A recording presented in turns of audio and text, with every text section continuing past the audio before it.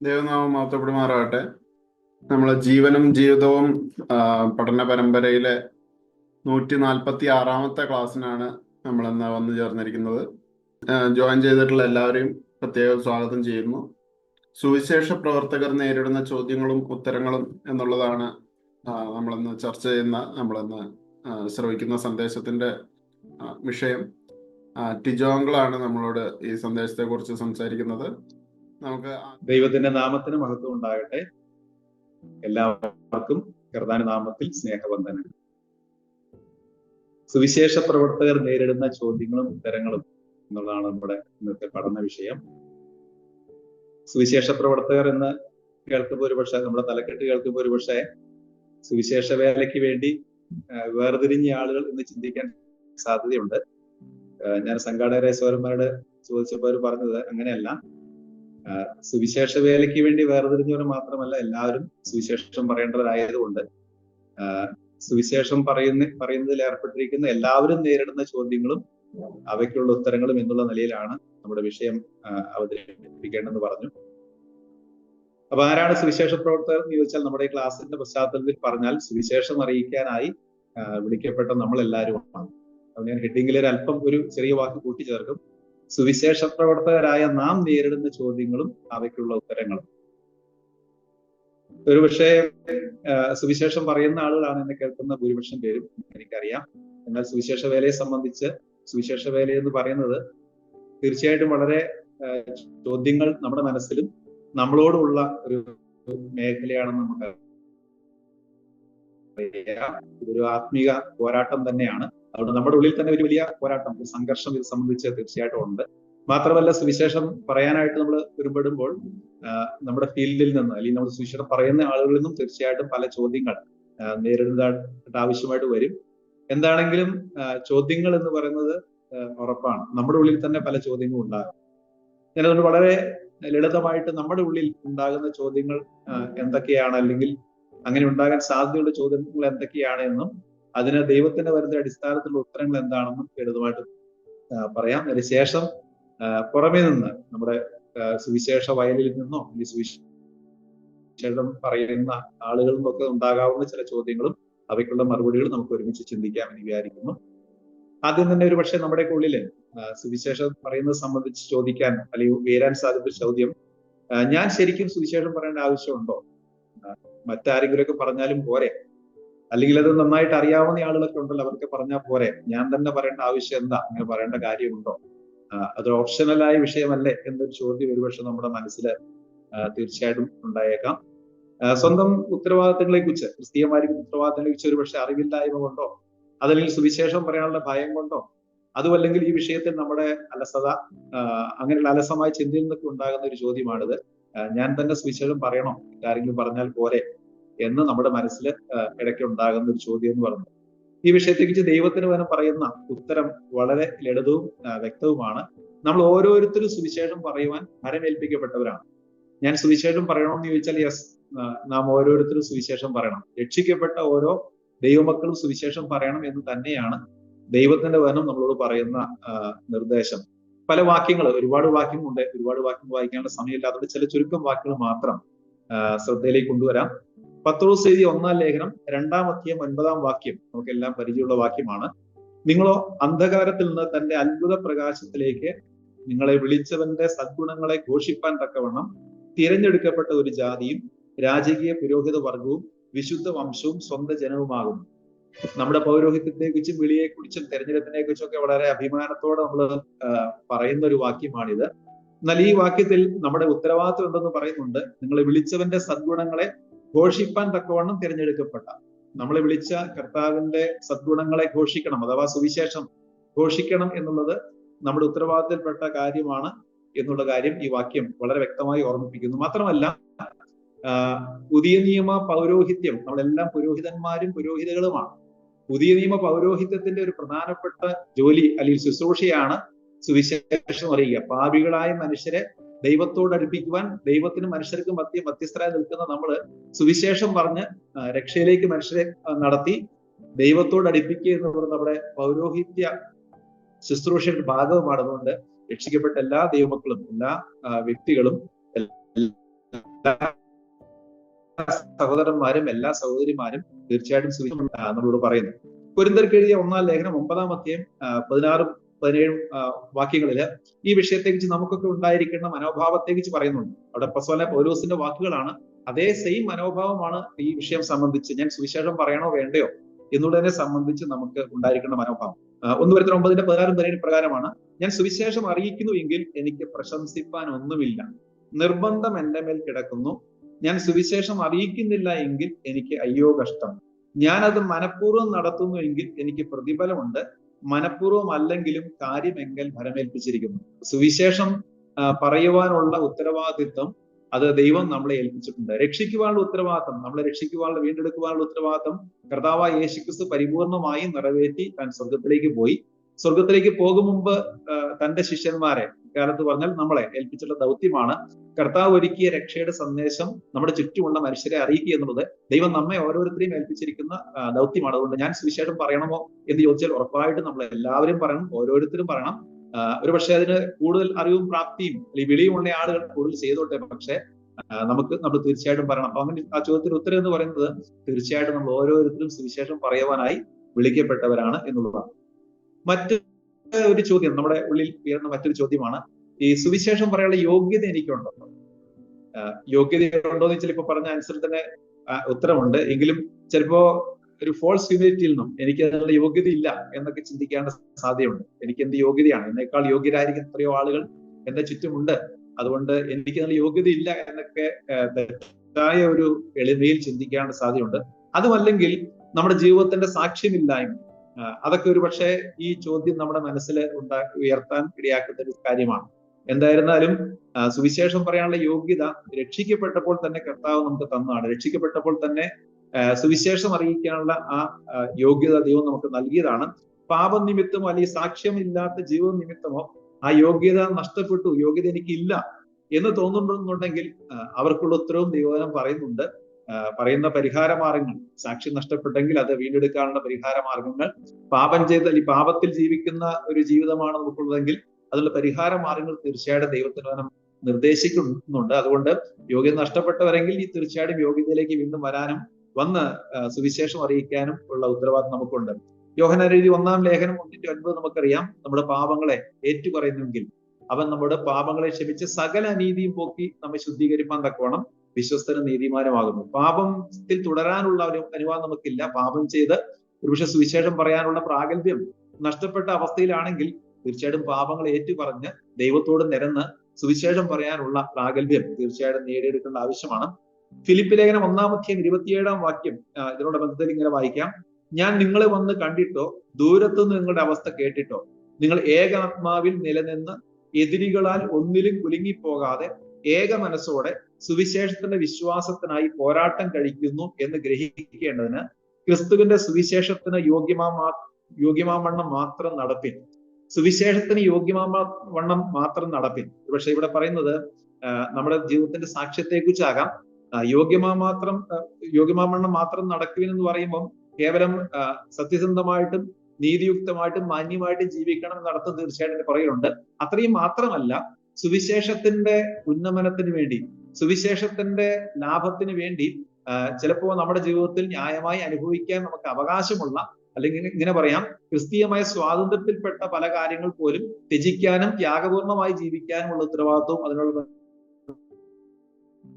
തീർച്ചയായിട്ടും നമുക്കുണ്ട്. ഒരു പക്ഷേ നീതിമാനായ ജീവിയാളായിരിക്കാം, സത്യസന്ധനായിരിക്കാം, അങ്ങനെ മാന്യമായ സാമൂഹ്യ ജീവിതം നമുക്ക് ഉണ്ടായേക്കാം. എന്നാൽ ചില അവസരങ്ങളിൽ നമ്മുടെ സാക്ഷ്യത്തിന്റെ കുറവിനുള്ള കാരണം ഒരുപക്ഷെ നമ്മുടെ അമിതമായിരിക്കുന്ന അവകാശബോധവും നീതിബോധവും ഒക്കെ ആയിരിക്കാം.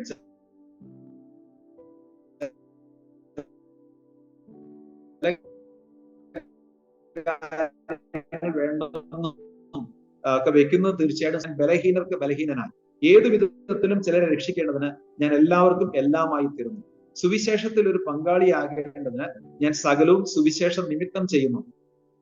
അപ്പോസ്തലനായ പൗലോസ് സുവിശേഷം നിമിത്തം തന്റെ ജീവിതത്തിൽ അനുഭവിക്കാൻ സ്വാതന്ത്ര്യം ഉണ്ടായിരുന്ന പല കാര്യങ്ങളും വേണ്ടെന്ന് വെച്ചതിന്റെ പുറകിലെ താല്പര്യം എന്തെന്ന് ഇവിടെ പറയുന്നുണ്ട്. സുവിശേഷത്തിൽ ഒരു പങ്കാളിയാകേണ്ടത് ഞാൻ സകലവും സുവിശേഷം നിമിത്തം ചെയ്യുന്നു.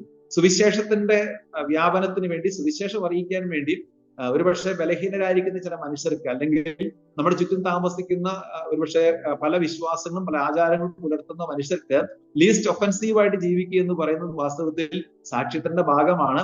അവരെ മുറിപ്പെടുത്തിക്കൊണ്ട് അവരെ വ്രണപ്പെടുത്തിക്കൊണ്ട് ഒരിക്കലും സുവിശേഷം പറയാൻ നമുക്ക് സമൂഹത്തിൽ യോഗ്യത നേടിയെടുക്കാൻ സാധ്യമല്ല. ഒരുപക്ഷെ ഇതായിരിക്കാം സുവിശേഷം പറയാൻ എനിക്ക് യോഗ്യതയുണ്ടോ എന്ന് നമ്മളെ ചിന്തിപ്പിക്കുന്ന ഒരു കാര്യം. വിട്ടുവീഴ്ച ചെയ്യാനും ക്ഷമിക്കാനും സഹിക്കാനുമുള്ള ഒരു മനസ്സ് തീർച്ചയായിട്ടും സുവിശേഷം പറയാനുള്ള യോഗ്യത നമുക്ക് നേടിത്തരുന്ന ഒരു കാര്യമാണ്. മൂന്നാമത്, സുവിശേഷം അറിയിക്കുന്നത് സംബന്ധിച്ച് നമ്മുടെ ഉള്ളിൽ വരാൻ സാധ്യതയുള്ള മറ്റൊരു ചോദ്യം, സുവിശേഷം അറിയിക്കുന്നതിന് പിന്നിലെ എന്റെ താല്പര്യം അല്ലെങ്കിൽ ഉദ്ദേശം എന്താണ്? ചിലപ്പോൾ നമുക്ക് നമ്മുടെ ഉദ്ദേശശുദ്ധി തന്നെ പ്രശ്നമായിട്ട് തീരും. നമ്മൾ മനുഷ്യരാണല്ലോ, ചില സമയത്തെങ്കിലും നമുക്ക് ഒരു സ്വന്തം മഹത്വം അല്ലെങ്കിൽ പ്രസിദ്ധി ഒക്കെ നേടാനുള്ള ഒരു ചിന്തയൊക്കെ നമ്മുടെ ഉള്ളിൽ വരാൻ സാധ്യതയുണ്ട്. മറ്റൊരു ആളുകളെ സംബന്ധിച്ച് അധികാരങ്ങൾ അല്ലെങ്കിൽ ഒരു സാമ്രാജ്യം കെട്ടിപ്പടുക്കാനുള്ള ചിന്തകളായിരിക്കാം. അതുമല്ലെങ്കിൽ ഒരു സ്ഥാനം നേടിയെടുക്കാനുള്ളതായിരിക്കാം. അതുമല്ലെങ്കിൽ ഒരുപക്ഷെ മറ്റുള്ള സുവിശേഷ വേലക്കാരോടും വേലയോടും ഒക്കെ ഉള്ള ഒരു മത്സരം, ഒരു അൺഹെൽത്തി ആയിരിക്കുന്ന ഒരു കോമ്പറ്റീറ്റീവ് മൈൻഡ് വേണമെങ്കിൽ സുവിശേഷം പറയുന്നതിന്റെ പിറകിൽ നമ്മുടെ ചേതോവികാരമായിട്ട് മാറാനുള്ള സാധ്യതയുണ്ട്. എന്നാൽ ആ ഉദ്ദേശം എല്ലാം തെറ്റാണ്.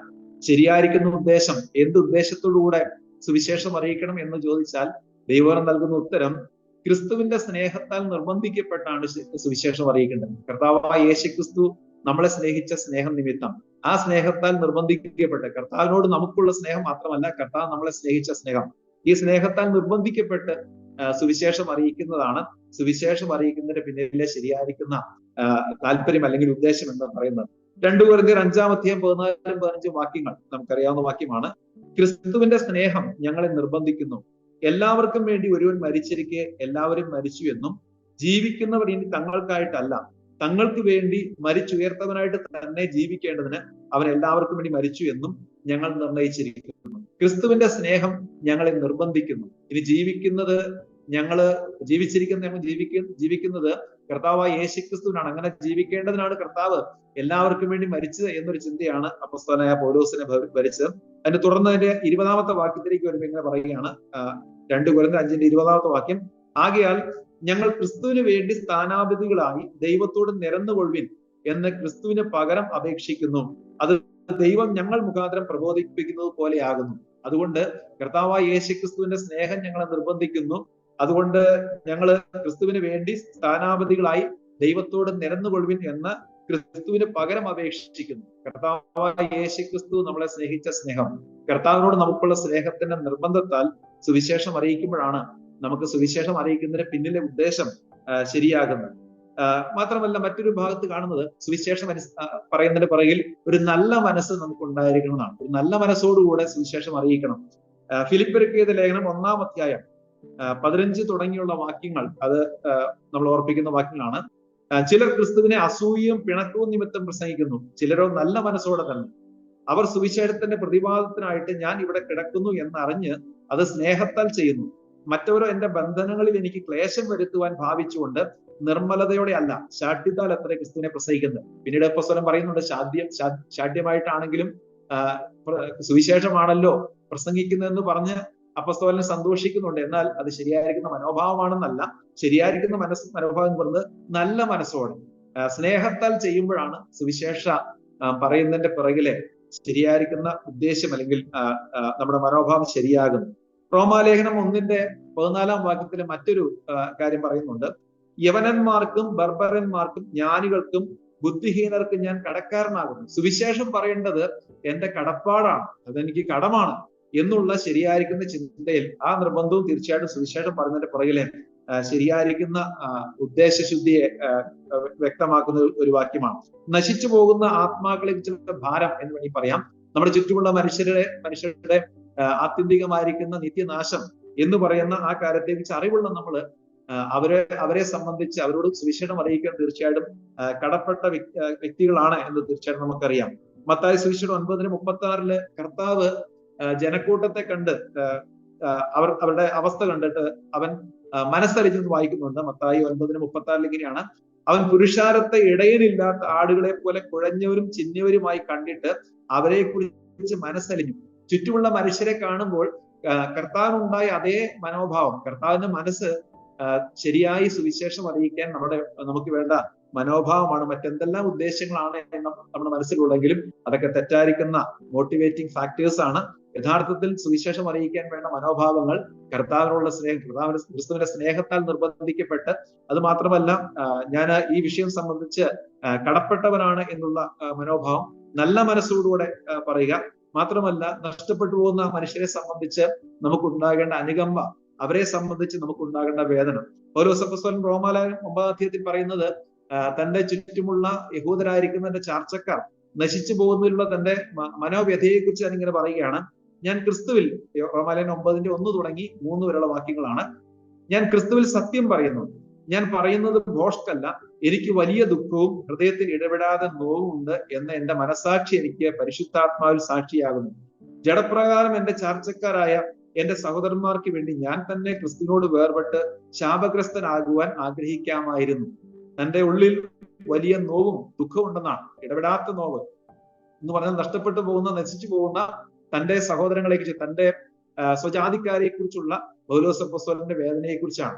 ശരിയായിരിക്കുന്ന ഉദ്ദേശശുദ്ധി എന്ന് പറഞ്ഞ് നഷ്ടപ്പെട്ടു പോകുന്ന മനുഷ്യരെ കുറിച്ച് കർത്താവായ യേശുക്രിസ്തു നമ്മളെ ഏൽപ്പിച്ച ദൗത്യ നിമിത്തം, കർത്താവിന്റെ സ്നേഹത്തിന്റെ നിർബന്ധത്താൽ നല്ല മനസ്സോടെ ദൈവം നമ്മളെ ഭരമേൽപ്പിച്ചിരിക്കുന്നുള്ള ഉത്തരവാദിത്ത ബോധത്തോടെ ചെയ്യുമ്പോഴാണ് സുവിശേഷം പറയുന്നതിന്റെ പിന്നിൽ ഉദ്ദേശങ്ങൾ ശരിയാകുന്നത്. കൊണ്ട് എന്റെ ഉള്ളിൽ സുവിശേഷം പറയുന്നത് സംബന്ധിച്ച ഉദ്ദേശം ശരിയാണോ എന്നുള്ള ചോദ്യത്തിന് നമ്മുടെ ദൈവവചനപ്രകാരമുള്ള ഉത്തരം തീർച്ചയായിട്ടും കണ്ടെത്തേണ്ടതാണ്. 4-മതായി വീണ്ടും നമ്മുടെ ഉള്ളിൽ വരാൻ സാധ്യതയുള്ള മറ്റൊരു ചോദ്യം, എന്റെ ഏറ്റവും പ്രിയപ്പെട്ടവരോട് മാത്രം സുവിശേഷം അറിയിച്ചാൽ പോരെ? ഒരുപക്ഷെ നമുക്ക് നമ്മുടെ ചില പ്രിയപ്പെട്ടവരോട് സ്നേഹമുണ്ട്, നമ്മളെ സ്നേഹിക്കുന്ന, നമുക്ക് സ്നേഹമുള്ള ആളുകൾ, അവരുടെ ആത്മീക സ്ഥിതിയെ സംബന്ധിച്ച് ഒരുപക്ഷെ ഭാരം സ്വാഭാവികമായി നമുക്ക് തോന്നാനുള്ള സാധ്യതയുണ്ട്. തീർച്ചയായിട്ടും നല്ലത് തന്നെയാണ്. തീർച്ചയായിട്ടും അവരോട് നാം പറയാം. നമ്മുടെ പ്രിയപ്പെട്ടവരോട് നമ്മളാണ് പറയേണ്ടത്. അവരോട് പറയാൻ ഏറ്റവും പറ്റിയ ആളുകൾ എന്ന് പറയുന്നത് തീർച്ചയായിട്ടും നമ്മൾ തന്നെയാണ് എന്നുള്ള കാര്യം നമുക്ക് തീർച്ചയായിട്ടും അറിയാം. എന്നാൽ അത് മാത്രമല്ല, നമ്മുടെ പ്രിയപ്പെട്ടവരോട് മാത്രം സുവിശേഷം അറിയിക്കാനുള്ള ചുമതലയല്ല ദൈവത്തിന് വനം നമ്മൾ പറയുന്നുണ്ട്. സുവിശേഷം നമ്മുടെ പ്രിയപ്പെട്ടവർ മാത്രം പറഞ്ഞാൽ പോരാ, സകല മനുഷ്യരോടും പറയണം എന്ന് പറയുന്ന ധാരാളം വാക്യങ്ങൾ നമുക്ക് ദൈവത്തിൽ കാണാം.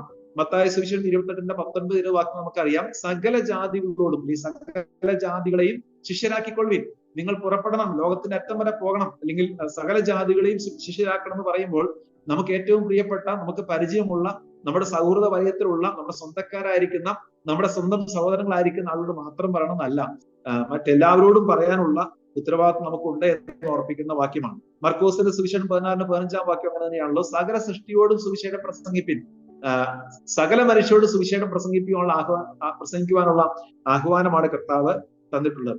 അപ്പോസ്തലപ്രവൃത്തി 1-8 വാക്യത്തിൽ കർത്താവിന്റെ വേല സുവിശേഷം സംബന്ധിച്ച് പറയുന്ന വാക്യം ഇങ്ങനെയാണ്: എന്നാൽ പരിശുദ്ധാത്മാവ് നിങ്ങളുടെ മേൽ വരുമ്പോൾ നിങ്ങൾ ശക്തി ലഭിച്ചിട്ട് യെരൂശലേമിലും യഹൂദിയിൽ എല്ലായിടത്തും ശമര്യയിലും ഭൂമിയുടെ അറ്റത്തോടും എന്റെ സാക്ഷികളാകും. യെരൂശലേമിൽ, യഹൂദി എന്നൊക്കെ പറയുന്നവർ വേണമെങ്കിൽ നമുക്ക് ഇങ്ങനെ ചിന്തിക്കാം, നമ്മുടെ ഏറ്റവും വേണ്ടപ്പെട്ട അടുത്ത ആളുകൾ, നമുക്ക് സമീപത്തുള്ള അയൽവാസികളാകാം, നമ്മുടെ കൂട്ടുകാരാകാം, നമ്മുടെ ബന്ധുക്കളാകാം, നമ്മുടെ വീട്ടുകാരാകാം. എന്നാൽ അത് മാത്രമല്ല, അതിനുശേഷം അവരോട് പറയേണ്ടതല്ല, അവരോട് പറയണം. അവരോട് പറഞ്ഞ ശേഷം എന്ത് ചെയ്യണം? വീണ്ടും അകലങ്ങളിലേക്ക് പോകണം. നമുക്ക് യാതൊരു പരിചയമില്ലാത്ത, രക്തബന്ധമില്ലാത്ത, നമുക്ക് യാതൊരു തരത്തിൽപ്പെട്ട ആണെയിൽ ബന്ധമില്ലാത്ത മനുഷ്യരോടും സുവിശേഷം അറിയിക്കാനുള്ള ദൗത്യമാണ് കർത്താവ് നമ്മളെ ഭരമേൽപ്പിച്ചിരിക്കുന്നത്. നമ്മുടെ പ്രിയപ്പെട്ടവരോട് മാത്രം സുവിശേഷം പറഞ്ഞാൽ പോരാ. ഈ വിഷയത്തില് ചിലരെ സംബന്ധിച്ച് ഇങ്ങനെ പറയാം, ചിലർക്ക് സ്വന്തക്കാരോടും കൂട്ടുകാരോടും മാത്രം അവർ പറയുള്ളൂ. പക്ഷെ അത് ശരിയായിരിക്കുന്ന ഒരു മനോഭാവം, അല്പം സ്വാർത്ഥത ആ വിഷയത്തിൽ നമുക്കുണ്ട് എന്നുള്ള കാര്യമായിരിക്കാം അതിന്റെ താല്പര്യത്തിന് പിറകിൽ. എന്നാൽ മറ്റുള്ള ആളുകളെ സംബന്ധിച്ച് അവര് സ്വന്തക്കാരോടും അല്ലെങ്കിൽ പരിചയമുള്ളവരോടും സ്വന്തം നാട്ടിലും സുവിശേഷം പറയാൻ താല്പര്യമില്ല. അവരെ ആരും അറിയാത്ത, പരിചയമില്ലാത്ത ഇടങ്ങളിൽ സുവിശേഷം പറയാനുള്ള താല്പര്യമാണ് ചിലർക്കുള്ളത്. ഒരുപക്ഷെ അതിന്റെ പിറകിലുള്ള കാര്യം എന്ന് പറഞ്ഞ് നാട്ടിൽ നല്ല സാക്ഷ്യമില്ല, അല്ലെങ്കിൽ നമ്മുടെ അടുത്ത് അറിയാവുന്നവരുടെ അടുക്കൽ സുവിശേഷം പറഞ്ഞാൽ ഒരുപക്ഷെ നമ്മൾ പരിഹസിക്കപ്പെടാൻ സാധ്യതയുണ്ട്. അല്ലെങ്കിൽ ശരിയാർത്ഥം എന്ന് പറഞ്ഞാൽ നമ്മുടെ സാക്ഷ്യമില്ലായ്മയോ ജീവിതത്തിന്റെ പോരായ്കൾ നിമിത്തം ഒരുപക്ഷെ അവർ നമ്മുടെ മുഖത്തഴിക്കാൻ സാധ്യതയുണ്ടെന്ന് പേടിച്ചിട്ടായിരിക്കാം ഒരുപക്ഷെ പരിചയമില്ലാത്ത ഇടങ്ങളിൽ മാത്രം സുവിശേഷം പറയാനായിട്ട് ഉത്സാഹം കാണിക്കുന്ന പിറകിൽ പരിചയമുള്ളവരോടും പറയണം, പരിചയമില്ലാത്തവരോടും പറയാനുള്ള ദൗത്യമാണ് സുവിശേഷ ദൗത്യം എന്ന് പറയുന്നത്. അതുകൊണ്ട് ഏറ്റവും പ്രിയപ്പെട്ടവരോടും നമുക്ക് പ്രത്യേക ഭാരം നിന്ന മനുഷ്യരോടും മാത്രമല്ല, ലോകത്തിൽ എല്ലാവരോടും സുവിശേഷം അറിയിക്കുവാനുള്ള വിളിയും ദൗത്യവുമാണ് കർത്താവ് നമ്മളെ ഏൽപ്പിച്ചിരിക്കുന്നത് എന്നുള്ള കാര്യം നമുക്ക് ഓർക്കേണ്ട. പരിചയമുള്ളവരോടും പറയണം, പരിചയമില്ലാത്തവരോടും പറഞ്ഞാൽ പരിചയമില്ലാത്ത ഇടങ്ങളിൽ പോകണം. നമ്മുടെ വീടിന്റെ പരിസരങ്ങൾ മാത്രമല്ല ദൂരസ്ഥലങ്ങളൊക്കെ പോയി നമുക്ക് ആവോളം സുവിശേഷം അറിയിക്കാനുള്ള ഉത്തരവാദിത്തം കർത്താവ് ഈ ദൗത്യം സംബന്ധിച്ച് നമ്മൾ ഇന്നും പ്രതീക്ഷിക്കുന്നുണ്ട്. മറ്റൊരു ചോദ്യം നമ്മുടെ ഉള്ളിൽ ഉയരാൻ സാധ്യത ചോദ്യം എന്ന് പറഞ്ഞത് സുവിശേഷം അറിയിക്കാൻ തക്കോണം എനിക്ക് വേണ്ടത്ര അറിവ് അല്ലെങ്കിൽ വേണ്ടത്ര ഒരുക്കമില്ലല്ലോ, പിന്നെ ഞാൻ എങ്ങനെ പറയും എന്നതാണ്. ഒരുക്കം പോരാ അല്ലെങ്കിൽ ഒരുങ്ങിയിട്ടില്ല എന്നുള്ള ചിന്ത എന്റെ ഇനാഡിക്വസി ഫീലിംഗ് ആണ്.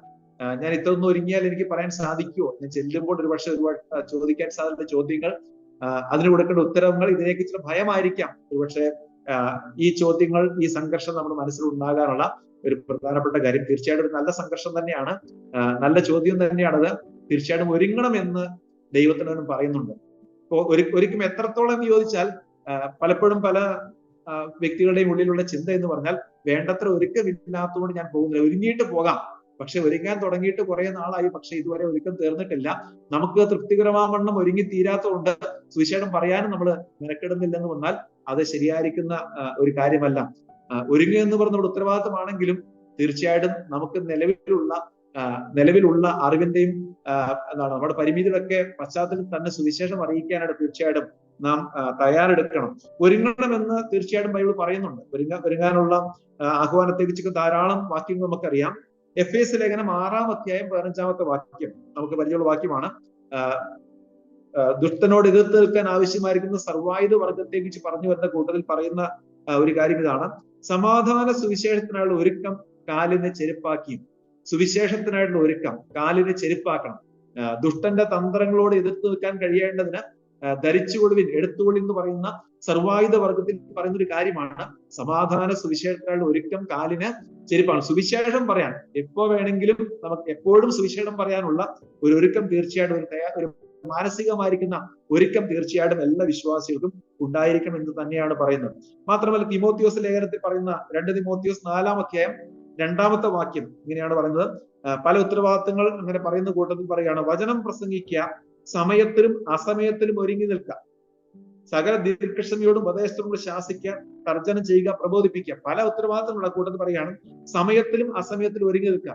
സുവിശേഷം പറയുന്നത് സംബന്ധിച്ചും ഇത് തീർച്ചയായിട്ടും ബാധകമാണ്. മറ്റ് ആത്മീയ ശുശ്രൂഷകൾ മാത്രമല്ല, മറ്റ് ദൈവവചന പ്രസംഗം മാത്രമല്ല, സുവിശേഷം പറയുന്നത് സംബന്ധിച്ചും ഈ പറയുന്ന പ്രബോധനം ബാധകമാണ്. സമയത്തിലും അസമയത്തിലും ഒരുങ്ങി നിൽക്കുക. ഏത് നിമിഷത്തിലും ഏത് സമയത്തും നമുക്ക് സുവിശേഷം പറയാനുള്ള ഒരു ഒരുക്കം മനസ്സുകൊണ്ട് തീർച്ചയായിട്ടും നമുക്ക് ആവശ്യമാണ് എന്ന് ഈ വാക്യങ്ങൾ നമ്മളെ ഓർമ്മിപ്പിക്കുന്നു. ഇനി നമ്മൾ ആദ്യം പറഞ്ഞ പോലെ സുവിശേഷം പറയാനുള്ള ഒരു ഒരുക്കം നമ്മൾ പറയേണ്ട വ്യക്തികളെ സംബന്ധിച്ചുള്ള നമ്മുടെ ഭയമാകാം, അല്ലെങ്കിൽ ഒരുപക്ഷെ ഫീൽഡിൽ നമ്മൾ നേരിടാൻ പോകുന്ന ചോദ്യങ്ങൾക്ക് ഉത്തരം കൊടുക്കാനുള്ള ഒരുക്കമില്ലായ്മയാണെങ്കിൽ തീർച്ചയായും ആ വിഷയത്തെക്കുറിച്ചും ദൈവവചനം പറയുന്നത് നമ്മളാൽ നമ്മളാൽ ആവോളം ഒരുങ്ങണമെന്നാണ്. റോമാലേഖനം 1-15-ാമത്തെ വാക്യത്തിൽ അപ്പോസ്തലൻ പറയുന്നത് ഇങ്ങനെയാണ്: അങ്ങനെ റോമയിലുള്ള നിങ്ങളോടും സുവിശേഷം അറിയിപ്പാൻ എന്നാൽ ആവോളം ഞാൻ ഒരുങ്ങിയിരിക്കുന്നു. റോമയിലുള്ള നിങ്ങളോട് ഒരു സ്പെസിഫിക് പീപ്പിൾ ഗ്രൂപ്പ് ആണെന്ന് നമുക്ക് ചിന്തിക്കാം. അവരോട് സുവിശേഷം അറിയിക്കാനുള്ള ആവശ്യമായിരിക്കും, അല്ലെങ്കിൽ തന്നെ കൊണ്ടല്ല, എന്നാൽ ആവോളം. പക്ഷെ ഒരുക്കം പൂർണ്ണമാണെന്ന് നമുക്ക് അറിയത്തില്ല. ഒരുപക്ഷെ അങ്ങനെ പൂർണ്ണമായി ഒരുങ്ങി നമുക്ക് പോകുക എന്നൊരു അസാധ്യമായിരിക്കാം. എന്നാൽ നമ്മുടെ കഴിവിന്റെ പരമാവധി ഒരുങ്ങിയിരിക്കുക എന്നുള്ളത് തീർച്ചയായിട്ടും ഒരു ക്രിസ്തീയ സുവിശേഷകനെങ്കിൽ സുവിശേഷം പറയാൻ വിളിക്കപ്പെട്ട ആൾ എന്നുള്ളതിൽ നമ്മുടെ ഉത്തരവാദിത്തമാണ്. നമ്മൾ വളരുന്നതിനനുസരിച്ച്, സമയം നമ്മുടെ മുമ്പിൽ ലഭിക്കുന്നതിനനുസരിച്ച് തീർച്ചയായിട്ടും സുവിശേഷം പറയാനുള്ള ഒരുക്കം, അതിന്റെ വർധന നമ്മുടെ ജീവിതത്തിൽ തീർച്ചയായിട്ടും ഉണ്ടാക്കുന്നതും സുവിശേഷം പറയാൻ വേണ്ടി പ്രത്യേകം തയ്യാറാകുന്നു ഒക്കെ തീർച്ചയായിട്ടും നല്ല കാര്യമാണ്. അങ്ങനെ ഒരുങ്ങി തന്നെ പറയണം എന്നാണ് പറയുന്നത്. എനിക്ക് ഒരുക്കമില്ല എന്നുള്ള അനാവശ്യമായിരിക്കുന്ന ഭയം അല്ലെങ്കിൽ ആ ഒരു ചിന്ത സുവിശേഷം പറയുന്നത് നമ്മളെ ഒഴിവുള്ളവരാക്കി തീർക്കുന്നില്ല. സുവിശേഷം പറയാൻ തീർച്ചയായിട്ടും നാം ഒരുങ്ങണം, ഒരുക്കത്തോടുകൂടി തന്നെ പറയണമെന്നാണ്. മറ്റു ചില സന്ദർഭങ്ങളിൽ ഈ വിഷയത്തിൽ നമുക്ക് നേരിടാൻ സാധ്യത മറ്റൊരു ചോദ്യം എന്ന് പറഞ്ഞത്, ഇതിനോട് ബന്ധപ്പെട്ട് തന്നെ നമ്മുടെ ഉള്ളിൽ ഉണ്ടാകാൻ സാധ്യത മറ്റൊരു ചോദ്യമാണ്: എന്തെങ്കിലുമൊക്കെ ഒരു ക്രിസ്തീയ പ്രവർത്തനത്തിൽ നമ്മൾ അങ്ങനെ എൻഗേജ് ചെയ്താൽ പോരെ, ഏർപ്പെട്ടാൽ പോരെ, കർത്താവിനെ സേവിച്ചാൽ പോരെ, ഏതെങ്കിലും നിലയിലുള്ള ഒരു ക്രിസ്തീയ പ്രവർത്തനത്തിൽ ഏർപ്പെട്ടാൽ പോരെ? ഉദാഹരണം പറഞ്ഞാൽ കുറച്ച് സൽപ്രവൃത്തികൾ ചെയ്യുന്ന ചാരിറ്റബിൾ പ്രവൃത്തികൾ ചെയ്യുന്ന പ്രവൃത്തിയിൽ ഏർപ്പെട്ടാൽ പോരെ? അതുമല്ലെങ്കിൽ ഒരുപക്ഷെ നമ്മുടെ വിളിയുമായിട്ട് ബന്ധപ്പെട്ട് നമുക്ക് ദൈവം തന്ന കൃപാവരങ്ങൾ, ആ കൃപാവരങ്ങൾക്ക് വേണ്ടി നമ്മൾ തന്നെ ഡെഡിക്കേറ്റ് ചെയ്യണം, സമർപ്പിക്കണം, അതിൽ ഏകാഗ്രത പുലർത്തണം എന്നുള്ള വാക്യങ്ങൾ തീർച്ചയായിട്ടും ഉണ്ട്. അതിൽ മാത്രം ശ്രദ്ധിച്ചാൽ പോരെ എന്നൊക്കെ ചിന്തിച്ച് സുവിശേഷം പറയുന്നതിൽ നിന്നും ഒഴിവ് എടുക്കാനുള്ളൊരു സാധ്യത നമ്മുടെ ഉള്ളിലുണ്ട്.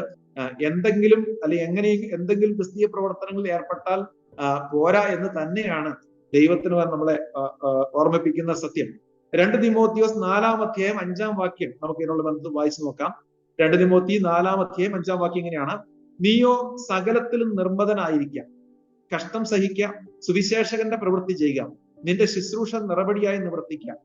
അപ്പോസ്തലനായ പൗലോസ് തിമോത്തിയോസിനെ എഫേസോസിൽ വളരെ ഗൗരവമായിരിക്കുന്ന ചില ശുശ്രൂഷക്കൂടെ നിയോഗിച്ചിരിക്കുകയാണ്. അവിടെ പല പ്രശ്നങ്ങൾ കൈകാര്യം ചെയ്യണം, പ്രോബ്ലം സോൾവിംഗ് ഉണ്ട്, ദുരുപദേഷ്ടകന്മാരെ കൈകാര്യം ചെയ്യണം, സഭയിൽ പല കാര്യങ്ങൾ, മൂപ്പന്മാരുമായിട്ട് ബന്ധപ്പെട്ട ചില കാര്യങ്ങൾ ക്രമീകരിക്കുന്ന പല കാര്യങ്ങൾ ചെയ്യേണ്ടി വരുമ്പോൾ തന്നെ വളരെ തിരക്കുള്ള ഭാരിച്ച ഉത്തരവാദിത്തങ്ങളുള്ള തിമോത്തിയോസിനെ പ്രബോധിപ്പിക്കുമ്പോൾ അപ്പോസ്തലൻ പറയാണ് സുവിശേഷകന്റെ പ്രവൃത്തി ചെയ്യുക.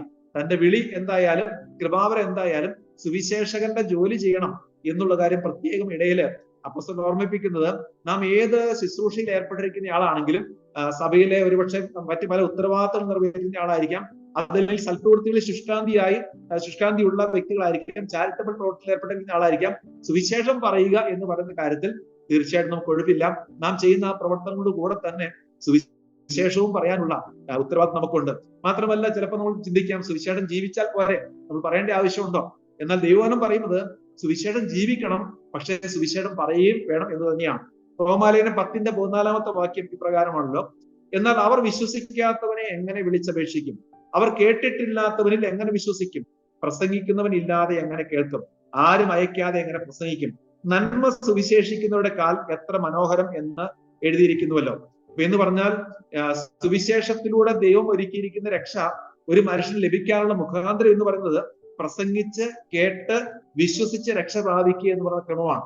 പ്രസംഗിച്ച് കേട്ട് വിശ്വസിച്ച് രക്ഷ പ്രാപിക്കുക എന്ന് പറഞ്ഞാൽ സൽപ്രവൃത്തികൾ ചെയ്യുമ്പോൾ ഒരുപക്ഷെ സുവിശേഷത്തിനത് ഒരു നല്ല ഒരുക്കമായിരിക്കും, ഒരു പ്രീ ഇവാഞ്ചലിസം എന്ന് പറയാം.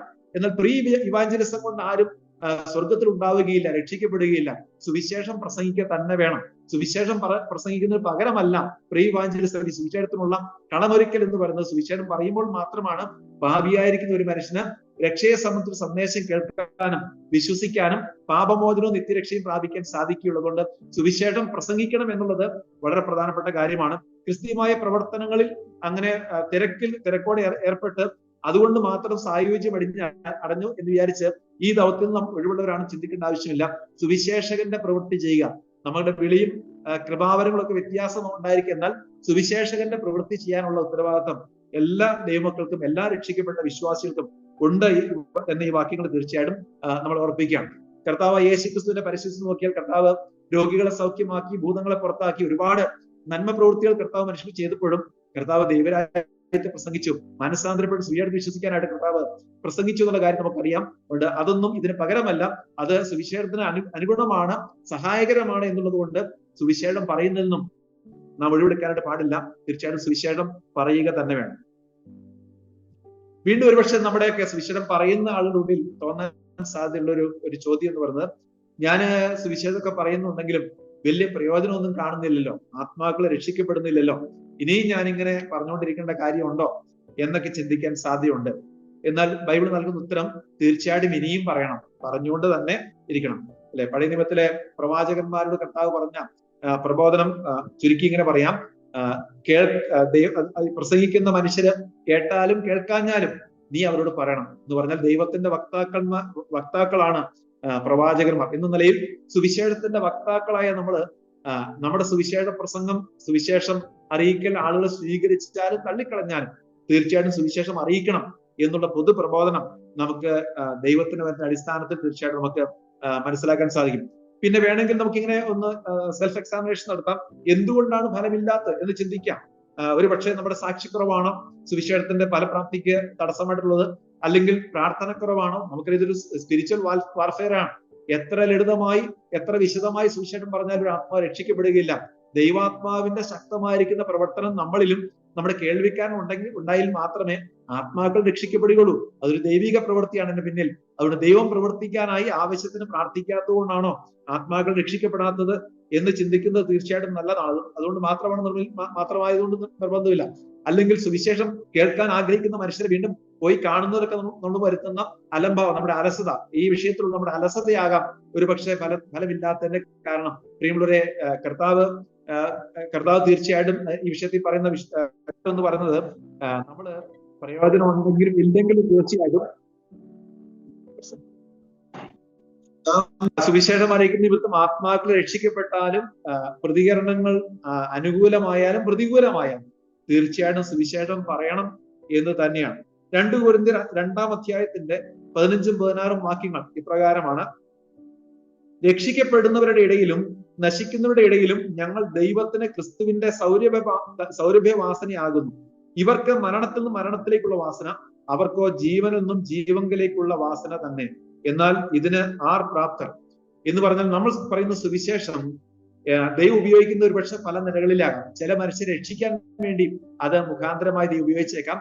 എന്നാൽ മറ്റു ചില മനുഷ്യരുടെ ന്യായവിധിയിൽ അവർക്ക് ഉത്തരമില്ലാതിരിക്കേണ്ടതിന്, പ്രതിവാദമില്ലാതിരിക്കേണ്ടതിന് നമ്മുടെ സുവിശേഷം കാരണമായേക്കാം. എന്ന് പറഞ്ഞാൽ 2 നിലകളിൽ നാം പറയുന്ന സുവിശേഷം, അല്ലെങ്കിൽ ഇങ്ങനെ പറയാം, നാം പറയുന്ന സുവിശേഷത്തിന് യാതൊരു ഗുണവുമില്ല, പ്രയോജനമില്ല എന്ന് ഒരിക്കലും വരികയില്ല.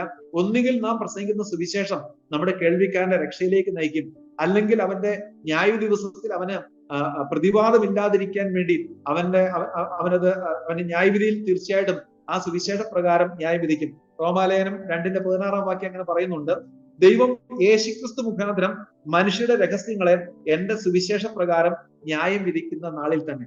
അപ്പൊ സുവിശേഷം പറയുന്നതിന്റെ റിസൾട്ട് ഇല്ല, ഞാൻ സുവിശേഷം പറഞ്ഞിട്ട് ആളും രക്ഷിക്കപ്പെടുന്നില്ല, താല്പര്യമില്ല എന്നുള്ളത് കൊണ്ട് സുവിശേഷം പറയുന്നതിലും ഒഴിവെടുക്കാൻ നമുക്ക് അനുവാദമില്ല. കേട്ടാലും കേൾക്കാഞ്ഞാലും പറയണം. നാം സുവിശേഷം പറഞ്ഞ ആത്മാക്കൾ രക്ഷിക്കപ്പെട്ടാലും ഇല്ലേലും നാം പറയണം. നാം പറയുന്ന സുവിശേഷം തീർച്ചയായിട്ടും പല നിലകളിൽ കർത്താവ് എടുത്ത് ഉപയോഗിക്കും. 1 കൊരിന്ത്യർ 15-ാം അധ്യായത്തിന്റെ 58-ാം വാക്യം നിരാശ നിറഞ്ഞ നമ്മുടെ ഹൃദയങ്ങളോട് ദൈവത്തിന് പറയാനുള്ള സന്ദേശമാണ്: ആകയാൽ എന്റെ പ്രിയ സഹോദരന്മാരെ, നിങ്ങൾ ഉറപ്പുള്ളവരും കുലുങ്ങാത്തവരും നിങ്ങളുടെ പ്രയത്നം കർത്താവിൽ വ്യർത്ഥമല്ല എന്ന് അറിഞ്ഞിരിക്കിയാൽ കർത്താവിന്റെ വേലയിൽ എപ്പോഴും വർദ്ധിച്ചു വരുന്നവരുമാകും. നാം ഒരുപക്ഷെ സുവിശേഷം പറയുമ്പോൾ നമ്മുടെ ജീവിതകാലത്തോ നാം പ്രസംഗിക്കുന്ന സമയത്തൊന്നും ഒരു ഫലമില്ല എന്നുള്ളതുകൊണ്ട് സുവിശേഷത്തിന് ഫലമില്ലെന്നല്ല. തീർച്ചയായിട്ടും നമ്മൾ ചെയ്യുന്ന എല്ലാ പ്രവൃത്തികളും കർത്താവ് ശ്രദ്ധിക്കുന്നുണ്ട്. നമ്മുടെ പ്രയത്നമൊന്നും കർത്താവിൽ വ്യർത്ഥമല്ല എന്ന് പറഞ്ഞാൽ നമുക്ക് പ്രതിഫലം കിട്ടുന്നു മാത്രമല്ല, ഒരുപക്ഷെ ഈ വ്യക്തിയോട് പല വ്യക്തികൾ സുവിശേഷം പറഞ്ഞ ശേഷമാകാം അദ്ദേഹം രക്ഷയിലേക്ക് വരുന്നത്. അതിൽ നമ്മൾ ആദ്യം പറഞ്ഞ വ്യക്തി അല്ലെങ്കിൽ രണ്ടാമത് പറഞ്ഞ വ്യക്തിയുടെ സുവിശേഷവും തീർച്ചയായിട്ടും അദ്ദേഹത്തെ ഹൃദയത്തെ സ്വാധീനിക്കാൻ ഇടയുണ്ട്. നമ്മൾ സുവിശേഷം പറഞ്ഞ ഉടൻ ഒരു ഫലമില്ല എന്നുള്ളത് നമ്മളെ നിരാശയിൽ ആഴ്ത്താനും, ഞാൻ സുവിശേഷം പറഞ്ഞിട്ട് എന്താണ് കാര്യം എന്ന് ചിന്തിക്കും, അങ്ങനെയുള്ള തെറ്റായിരിക്കുന്ന അല്ലെങ്കിൽ അങ്ങനെയുള്ള ചോദ്യങ്ങളൊക്കെ നമ്മുടെ മനസ്സിലുണ്ടായി നിരാശയോടെ സുവിശേഷം പറയുന്നത് ഒരുപക്ഷെ നിർത്താനോ അല്ലെങ്കിൽ സുവിശേഷം പറയുന്ന കാര്യത്തിൽ പിൻവലിയാനോ ഉള്ള അനുവാദം നമുക്കില്ല. തീർച്ചയായിട്ടും സുവിശേഷം പറഞ്ഞുകൊണ്ടേയിരിക്കണം. സുവിശേഷം തീർച്ചയായിട്ടും ഏതെങ്കിലും നിലയിലുള്ള ഒരു നിലയിൽ ദൈവം അതിനെ ഉപയോഗിക്കും എന്നുള്ളത് ദൈവം നമ്മളെ ഓർമ്മിപ്പിക്കുന്ന ഒരു കാര്യമാണ്. നമ്മുടെ ഉള്ളിൽ ഉണ്ടാകാവുന്ന സാധാരണ ഗതിയിൽ നമ്മുടെ ഉള്ളിൽ ഉയരുന്ന ചില സംഘർഷങ്ങൾ, ചോദ്യങ്ങളാണ് ഇതുവരെ ചർച്ച ചെയ്തത്. ഇങ്ങനെയുള്ള ചോദ്യങ്ങളൊക്കെ നമ്മുടെ മനസ്സിൽ ഉണ്ടാകാം. ആ ചോദ്യത്തിനൊക്കെ ദൈവത്തിന് മനസ്സിൽ വ്യക്തമായിരിക്കുന്ന പ്രബോധനങ്ങൾ, ഉത്തരങ്ങളായിട്ടുണ്ട്. അതുകൊണ്ട് സുവിശേഷം തീർച്ചയായിട്ടും നമ്മൾ പറയണം എന്നുള്ളത് നമുക്ക് ഈ കാര്യങ്ങളുടെ അടിസ്ഥാനത്തിൽ മനസ്സിലാക്കാൻ സാധിക്കും. വീണ്ടും നമ്മൾ ചിന്തിക്കാൻ പോകുന്നത്, സുവിശേഷ വേല ചെയ്യുന്ന സ്ഥലത്ത് അല്ലെങ്കിൽ സുവിശേഷം പറയുമ്പോൾ നാം പുറമെ നിന്നും നേരിടുന്ന പല ചോദ്യങ്ങളുണ്ട്. ഒരുപക്ഷെ സുവിശേഷം പറയാനായിട്ട് നമ്മൾ ചെല്ലുന്ന ഇടങ്ങളിൽ നിന്നാകാം, വ്യക്തികളിൽ നിന്നാകാം. അങ്ങനെയുള്ള ചോദ്യങ്ങൾ തീർച്ചയായിട്ടും സുവിശേഷ വേലയിൽ നമ്മൾ ഫേസ് ചെയ്തേ മതിയാവുകയുള്ളൂ. അതുകൊണ്ട് അങ്ങനെയുള്ള ചില ചോദ്യങ്ങൾ എന്തൊക്കെയാണെന്ന് പറഞ്ഞ് നമുക്ക് മുന്നോട്ട് പോകാം. അത് ഞാൻ രണ്ടായിട്ട് തിരിക്കാൻ ഉദ്ദേശിക്കുന്ന, നമുക്കെതിരെ വിമർശനാത്മകമായി ഉയർത്തുന്ന ചോദ്യങ്ങളാണ്. നമ്മളെ വളരെ ശക്തമായി നമ്മളെ എതിർക്കുന്ന ചില ചോദ്യങ്ങൾ നമ്മുടെ നേരെ ഉന്നയിക്കാൻ സാധ്യതയുണ്ട്. അതുകൂടാതെ വിശ്വാസ സംബന്ധമായിരിക്കുന്ന, ന്യായമായിരിക്കുന്ന സംശയങ്ങൾ, വിശ്വാസ സംബന്ധമായിരിക്കുന്ന ചോദ്യങ്ങൾ നമ്മൾ ചോദിച്ചേക്കാം. അങ്ങനെയുള്ള ചോദ്യങ്ങൾ തീർച്ചയായിട്ടും ഉണ്ടാകാം. ആദ്യത്തെ ഇനത്തിൽപ്പെട്ട ചോദ്യങ്ങൾക്ക് എങ്ങനെ ഉത്തരം നൽകണം എന്ന് നമുക്കൊന്ന് ചിന്തിക്കാം. വിമർശനാത്മകമായിരിക്കുന്ന ചോദ്യങ്ങൾ തീർച്ചയായിട്ടും സുവിശേഷം പറയുമ്പോൾ നാം നമ്മുടെ കേൾവിക്കാരിൽ നിന്നും അല്ലെങ്കിൽ നാം സുവിശേഷം അറിയിക്കുന്ന ഇടങ്ങളിൽ നിന്നും തീർച്ചയായിട്ടും പ്രതീക്ഷിക്കണം. അതിനോട് എങ്ങനെ പ്രതികരിക്കുന്നു ചോദിച്ചാൽ വളരെ ആത്മസംയമനത്തോടും സൗമ്യതയോടും കൂടെ പ്രതികരിക്കണം. ഒരുപക്ഷെ നമ്മളെ പ്രകോപിപ്പിക്കുന്ന ചോദ്യങ്ങളായേക്കാം, നമ്മളെ ഒരുപക്ഷെ നമ്മുടെ വ്യക്തിപരമായി ഹത്യ ചെയ്യുന്ന ചോദ്യങ്ങളായേക്കാം. എന്നാൽ അതിനോടൊക്കെ ഒരു സുവിശേഷകന്റെ മനോഭാവം എങ്ങനെ പ്രതികരിക്കണം, എങ്ങനെ സമീപിക്കണം എന്ന് ചോദിച്ചാൽ വളരെ ആത്മസംയമനം പുലർത്തേണ്ട ആവശ്യമാണ്. വളരെ സൗമ്യതയോടുകൂടെ അതിനെ സമീപിക്കുകയും ഉത്തരം നൽകുകയും ചെയ്താണ്. ചിലപ്പം നമ്മൾ സാധാരണ നേരിടുന്ന ചോദ്യമാണ്, നിങ്ങൾ മതപരിവർത്തനം നടത്താനല്ലേ വന്നിരിക്കുന്ന ഞങ്ങളെ മതം മാറ്റാൻ വന്നിരിക്കുന്ന ആളല്ലേ എന്നൊരു പക്ഷേ മുഖം നോക്കി ചോദിക്കുന്ന പല മനുഷ്യര് നമ്മുടെ സുവിശേഷ വയലുകളിൽ കണ്ടേക്കാം. ഒരുപക്ഷെ ഇനി അത് കൂടി കൂടി വരാനുള്ള സാധ്യതയുണ്ട് അല്ലെ. എന്നാൽ അങ്ങനെയുള്ള ചോദ്യത്തിന് തീർച്ചയായിട്ടും ഉത്തരം നമ്മൾ നൽകിയേ പറ്റുകയുള്ളൂ. യേശുക്രിസ്തുവിനെ സംബന്ധിച്ച് സൗമ്യമായി സുവിശേഷം പറയുക എന്നുള്ളതാണ് നമ്മുടെ ലക്ഷ്യം. അതുകൊണ്ട് കർത്താവായ യേശുക്രിസ്തുവിനെ വെച്ച് പറയുവാൻ വന്നതാണ്, യേശു മതസ്ഥാപകനല്ല എന്നൊക്കെ പറഞ്ഞ് സുവിശേഷത്തിലേക്ക് കടക്കാൻ ബുദ്ധിപൂർവ്വം ശ്രമിക്കുന്നതാണ് ഏറ്റവും നല്ലത്. അവരുടെ ചോദ്യത്തിന് അതേ നാണയത്തിൽ ഉത്തരം പറയാൻ ശ്രമിച്ച് അവരെ കൺവിൻസ് ചെയ്യാൻ ശ്രമിക്കുന്നത് വാസ്തവത്തിൽ ബുദ്ധിയായിരിക്കുന്ന കാര്യമല്ല. അവരൊരുപക്ഷെ സുവിശേഷത്തെ ഇഷ്ടപ്പെടാത്ത മനുഷ്യരായതുകൊണ്ട് തന്നെ അതിനോട് ഒട്ടും എന്താണ് സഹിഷ്ണുതയില്ലാത്ത മനുഷ്യരെ കൊണ്ടായിരിക്കാം അങ്ങനത്തെ ചോദ്യങ്ങൾ നമ്മൾ ചോദിക്കുന്ന. അപ്പം അവരോട് ആ ചോദ്യത്തിന്റെ യുക്തിസഹമായിരിക്കുന്ന ഉത്തരം പറഞ്ഞ് സ്ഥാപിക്കുന്നതിനേക്കാൾ നല്ലത് പറ്റുമെങ്കിൽ കർത്താവായ യേശുക്രിസ്തുവിന്റെ സുവിശേഷം അവതരിപ്പിക്കാനുള്ള ബുദ്ധിപൂർവമായിരിക്കുന്ന ശ്രമങ്ങൾ നടത്തുകയാണ് വാസ്തവത്തിൽ ഏറ്റവും നല്ലത്. മാത്രമല്ല ആ ചോദ്യത്തിന് യുക്തിപരമായ ഉത്തരം തീർച്ചയായിട്ടും അവരോട് സൗമ്യമായിട്ട് പറയാൻ തീർച്ചയായിട്ടും നമുക്ക് സാധിക്കും. ഈ മതപരിവർത്തനം എന്ന് പറയുന്നത് അതിൽ തന്നെ ഒരു തെറ്റാണ് എന്ന് പൊതുവില് അങ്ങനെ പ്രചരണങ്ങളിലൂടെ എങ്ങനെയൊക്കെയോ മനുഷ്യരുള്ളിൽ കടന്നു. അതുകൊണ്ടാണ് ഈ ചോദ്യം ചോദിക്കുന്നത്. മതപരിവർത്തനം എന്ന് പറയുന്നത് ഒരു ഭയങ്കര കുറ്റമാണ്, ഒരു പാപമാണ്, ഒരു ഭയങ്കര ക്രൈമാണ് എന്നൊക്കെ ചിന്തിക്കുന്ന ചിന്താഗതി പടർത്തുന്നതിൽ ശത്രു വിജയിച്ചിട്ടുണ്ട്. അതുകൊണ്ടാണ് ഈ ചോദ്യം നമ്മുടെ നേരെ ഉന്നയിക്കാനുള്ള കാരണം. മതപരിവർത്തനം അതിൽ തന്നെ തെറ്റായ കാര്യമല്ല. പ്രത്യേകിച്ച് ഒരു ജനാധിപത്യ രാഷ്ട്രമായിരിക്കും നമ്മുടെ രാഷ്ട്രത്തിന്റെ പശ്ചാത്തലം ചിന്തിച്ചാൽ ഏത് മതത്തിൽ വിശ്വസിക്കാനും ഏത് മതത്തിൽ നിലവിലുള്ള മതം മാറി മറ്റൊരു മതം സ്വീകരിക്കാനുള്ള സ്വാതന്ത്ര്യം നമ്മുടെ ഭരണഘടന തീർച്ചയായിട്ടും നമുക്ക് നൽകുന്നത് മാത്രമല്ല, സ്വന്തം മതം പ്രചരിപ്പിക്കാനുള്ള പ്രസംഗിക്കാനുള്ള അവകാശവും അല്ലെങ്കിൽ സ്വാതന്ത്ര്യവും തീർച്ചയായിട്ടും ഉണ്ട്. നിർബന്ധിത മതപരിവർത്തനം മാത്രമാണ് ഭരണഘടന വിലക്കുന്ന, നിയമം വിലക്കുന്ന കാര്യങ്ങൾ. ആരെയും നിർബന്ധിച്ച് മതം മാറ്റാനുള്ള അനുവാദം, അവകാശം നിയമം നമുക്ക് നൽകുന്നില്ല എന്നുള്ളത് സത്യമാണെങ്കിലും മതം നമ്മൾ വിശ്വസിക്കുന്ന ആശയങ്ങൾ, നമ്മൾ വിശ്വസിക്കുന്ന വിശ്വാസം പ്രസംഗിക്കാൻ, അത് പ്രചരിപ്പിക്കാനുള്ള അവകാശം തീർച്ചയായിട്ടും നിയമപരമായിട്ട് നമുക്കുണ്ട് എന്നുള്ള കാര്യം സൗമ്യമായിട്ട് പറയാൻ സാധിച്ചാൽ തീർച്ചയായിട്ടും പറയാൻ കൊള്ളാവുന്ന ഒരു കാര്യം തന്നെയാണ്. മാത്രമല്ല മതം മാറരുത് എന്ന് പറയുന്നതാണല്ലോ വാസ്തവത്തിൽ മതാന്ധത എന്ന് പറയുന്നത്. ജനിച്ചു വീണ നമ്മള് ചോദിക്കാതെയും പറയാതെയും അന്വേഷിക്കാതെയും ബൈ ചാൻസ് വന്ന് ജനിച്ചു വീണ മതത്തിൽ തന്നെ നീ തുടരണം, അത് മാറാൻ പാടില്ല എന്ന് നിർബന്ധിക്കുന്ന മനുഷ്യരുടെ വാസ്തവത്തിൽ നിർബന്ധിതമായി മതം അടിച്ചേൽപ്പിക്കുന്ന മനുഷ്യർ എന്നുള്ള കാര്യം യുക്തിയുള്ള മനുഷ്യർക്ക്, ബുദ്ധിയുള്ള മനുഷ്യർക്ക് തീർച്ചയായിട്ടും മനസ്സിലാക്കി ആ ചോദ്യം ഒരുപക്ഷെ പിൻവലിക്കാനുള്ള സാധ്യതയുണ്ട്. അത് മാത്രമല്ല എന്താണ് ഈ ഏത് മതത്തിൽ വിശ്വസിക്കാനുള്ളത് നമ്മുടെ രാജ്യത്തിന്റെ നിയമപ്രകാരമൊക്കെ നമ്മുടെ മൗലിക അവകാശമാണ്. ഒരു വ്യക്തിക്ക് വിശ്വസിക്കാനും വിശ്വസിക്കാതിരിക്കാനുള്ള അവകാശമുണ്ട്. ദൈവമുമ്പായി ഉണ്ടെന്നല്ല ഞാൻ പറഞ്ഞു വരുന്നത്. എന്നാൽ നമ്മുടെ ജനാധിപത്യ രാഷ്ട്രത്തിൽ ഒരു വ്യക്തിക്ക് മതവിശ്വാസം തുടരാനോ മതം ഉപേക്ഷിക്കാനോ മറ്റൊരു മതത്തിൽ വിശ്വസിക്കാനുള്ള സ്വാതന്ത്ര്യമുണ്ട് എന്നുള്ള യുക്തിയും തീർച്ചയായിട്ടും അങ്ങനെയുള്ള മനുഷ്യരോട് പറയാനായിട്ട് കൊള്ളാവുന്ന ഉത്തരങ്ങളാണ്.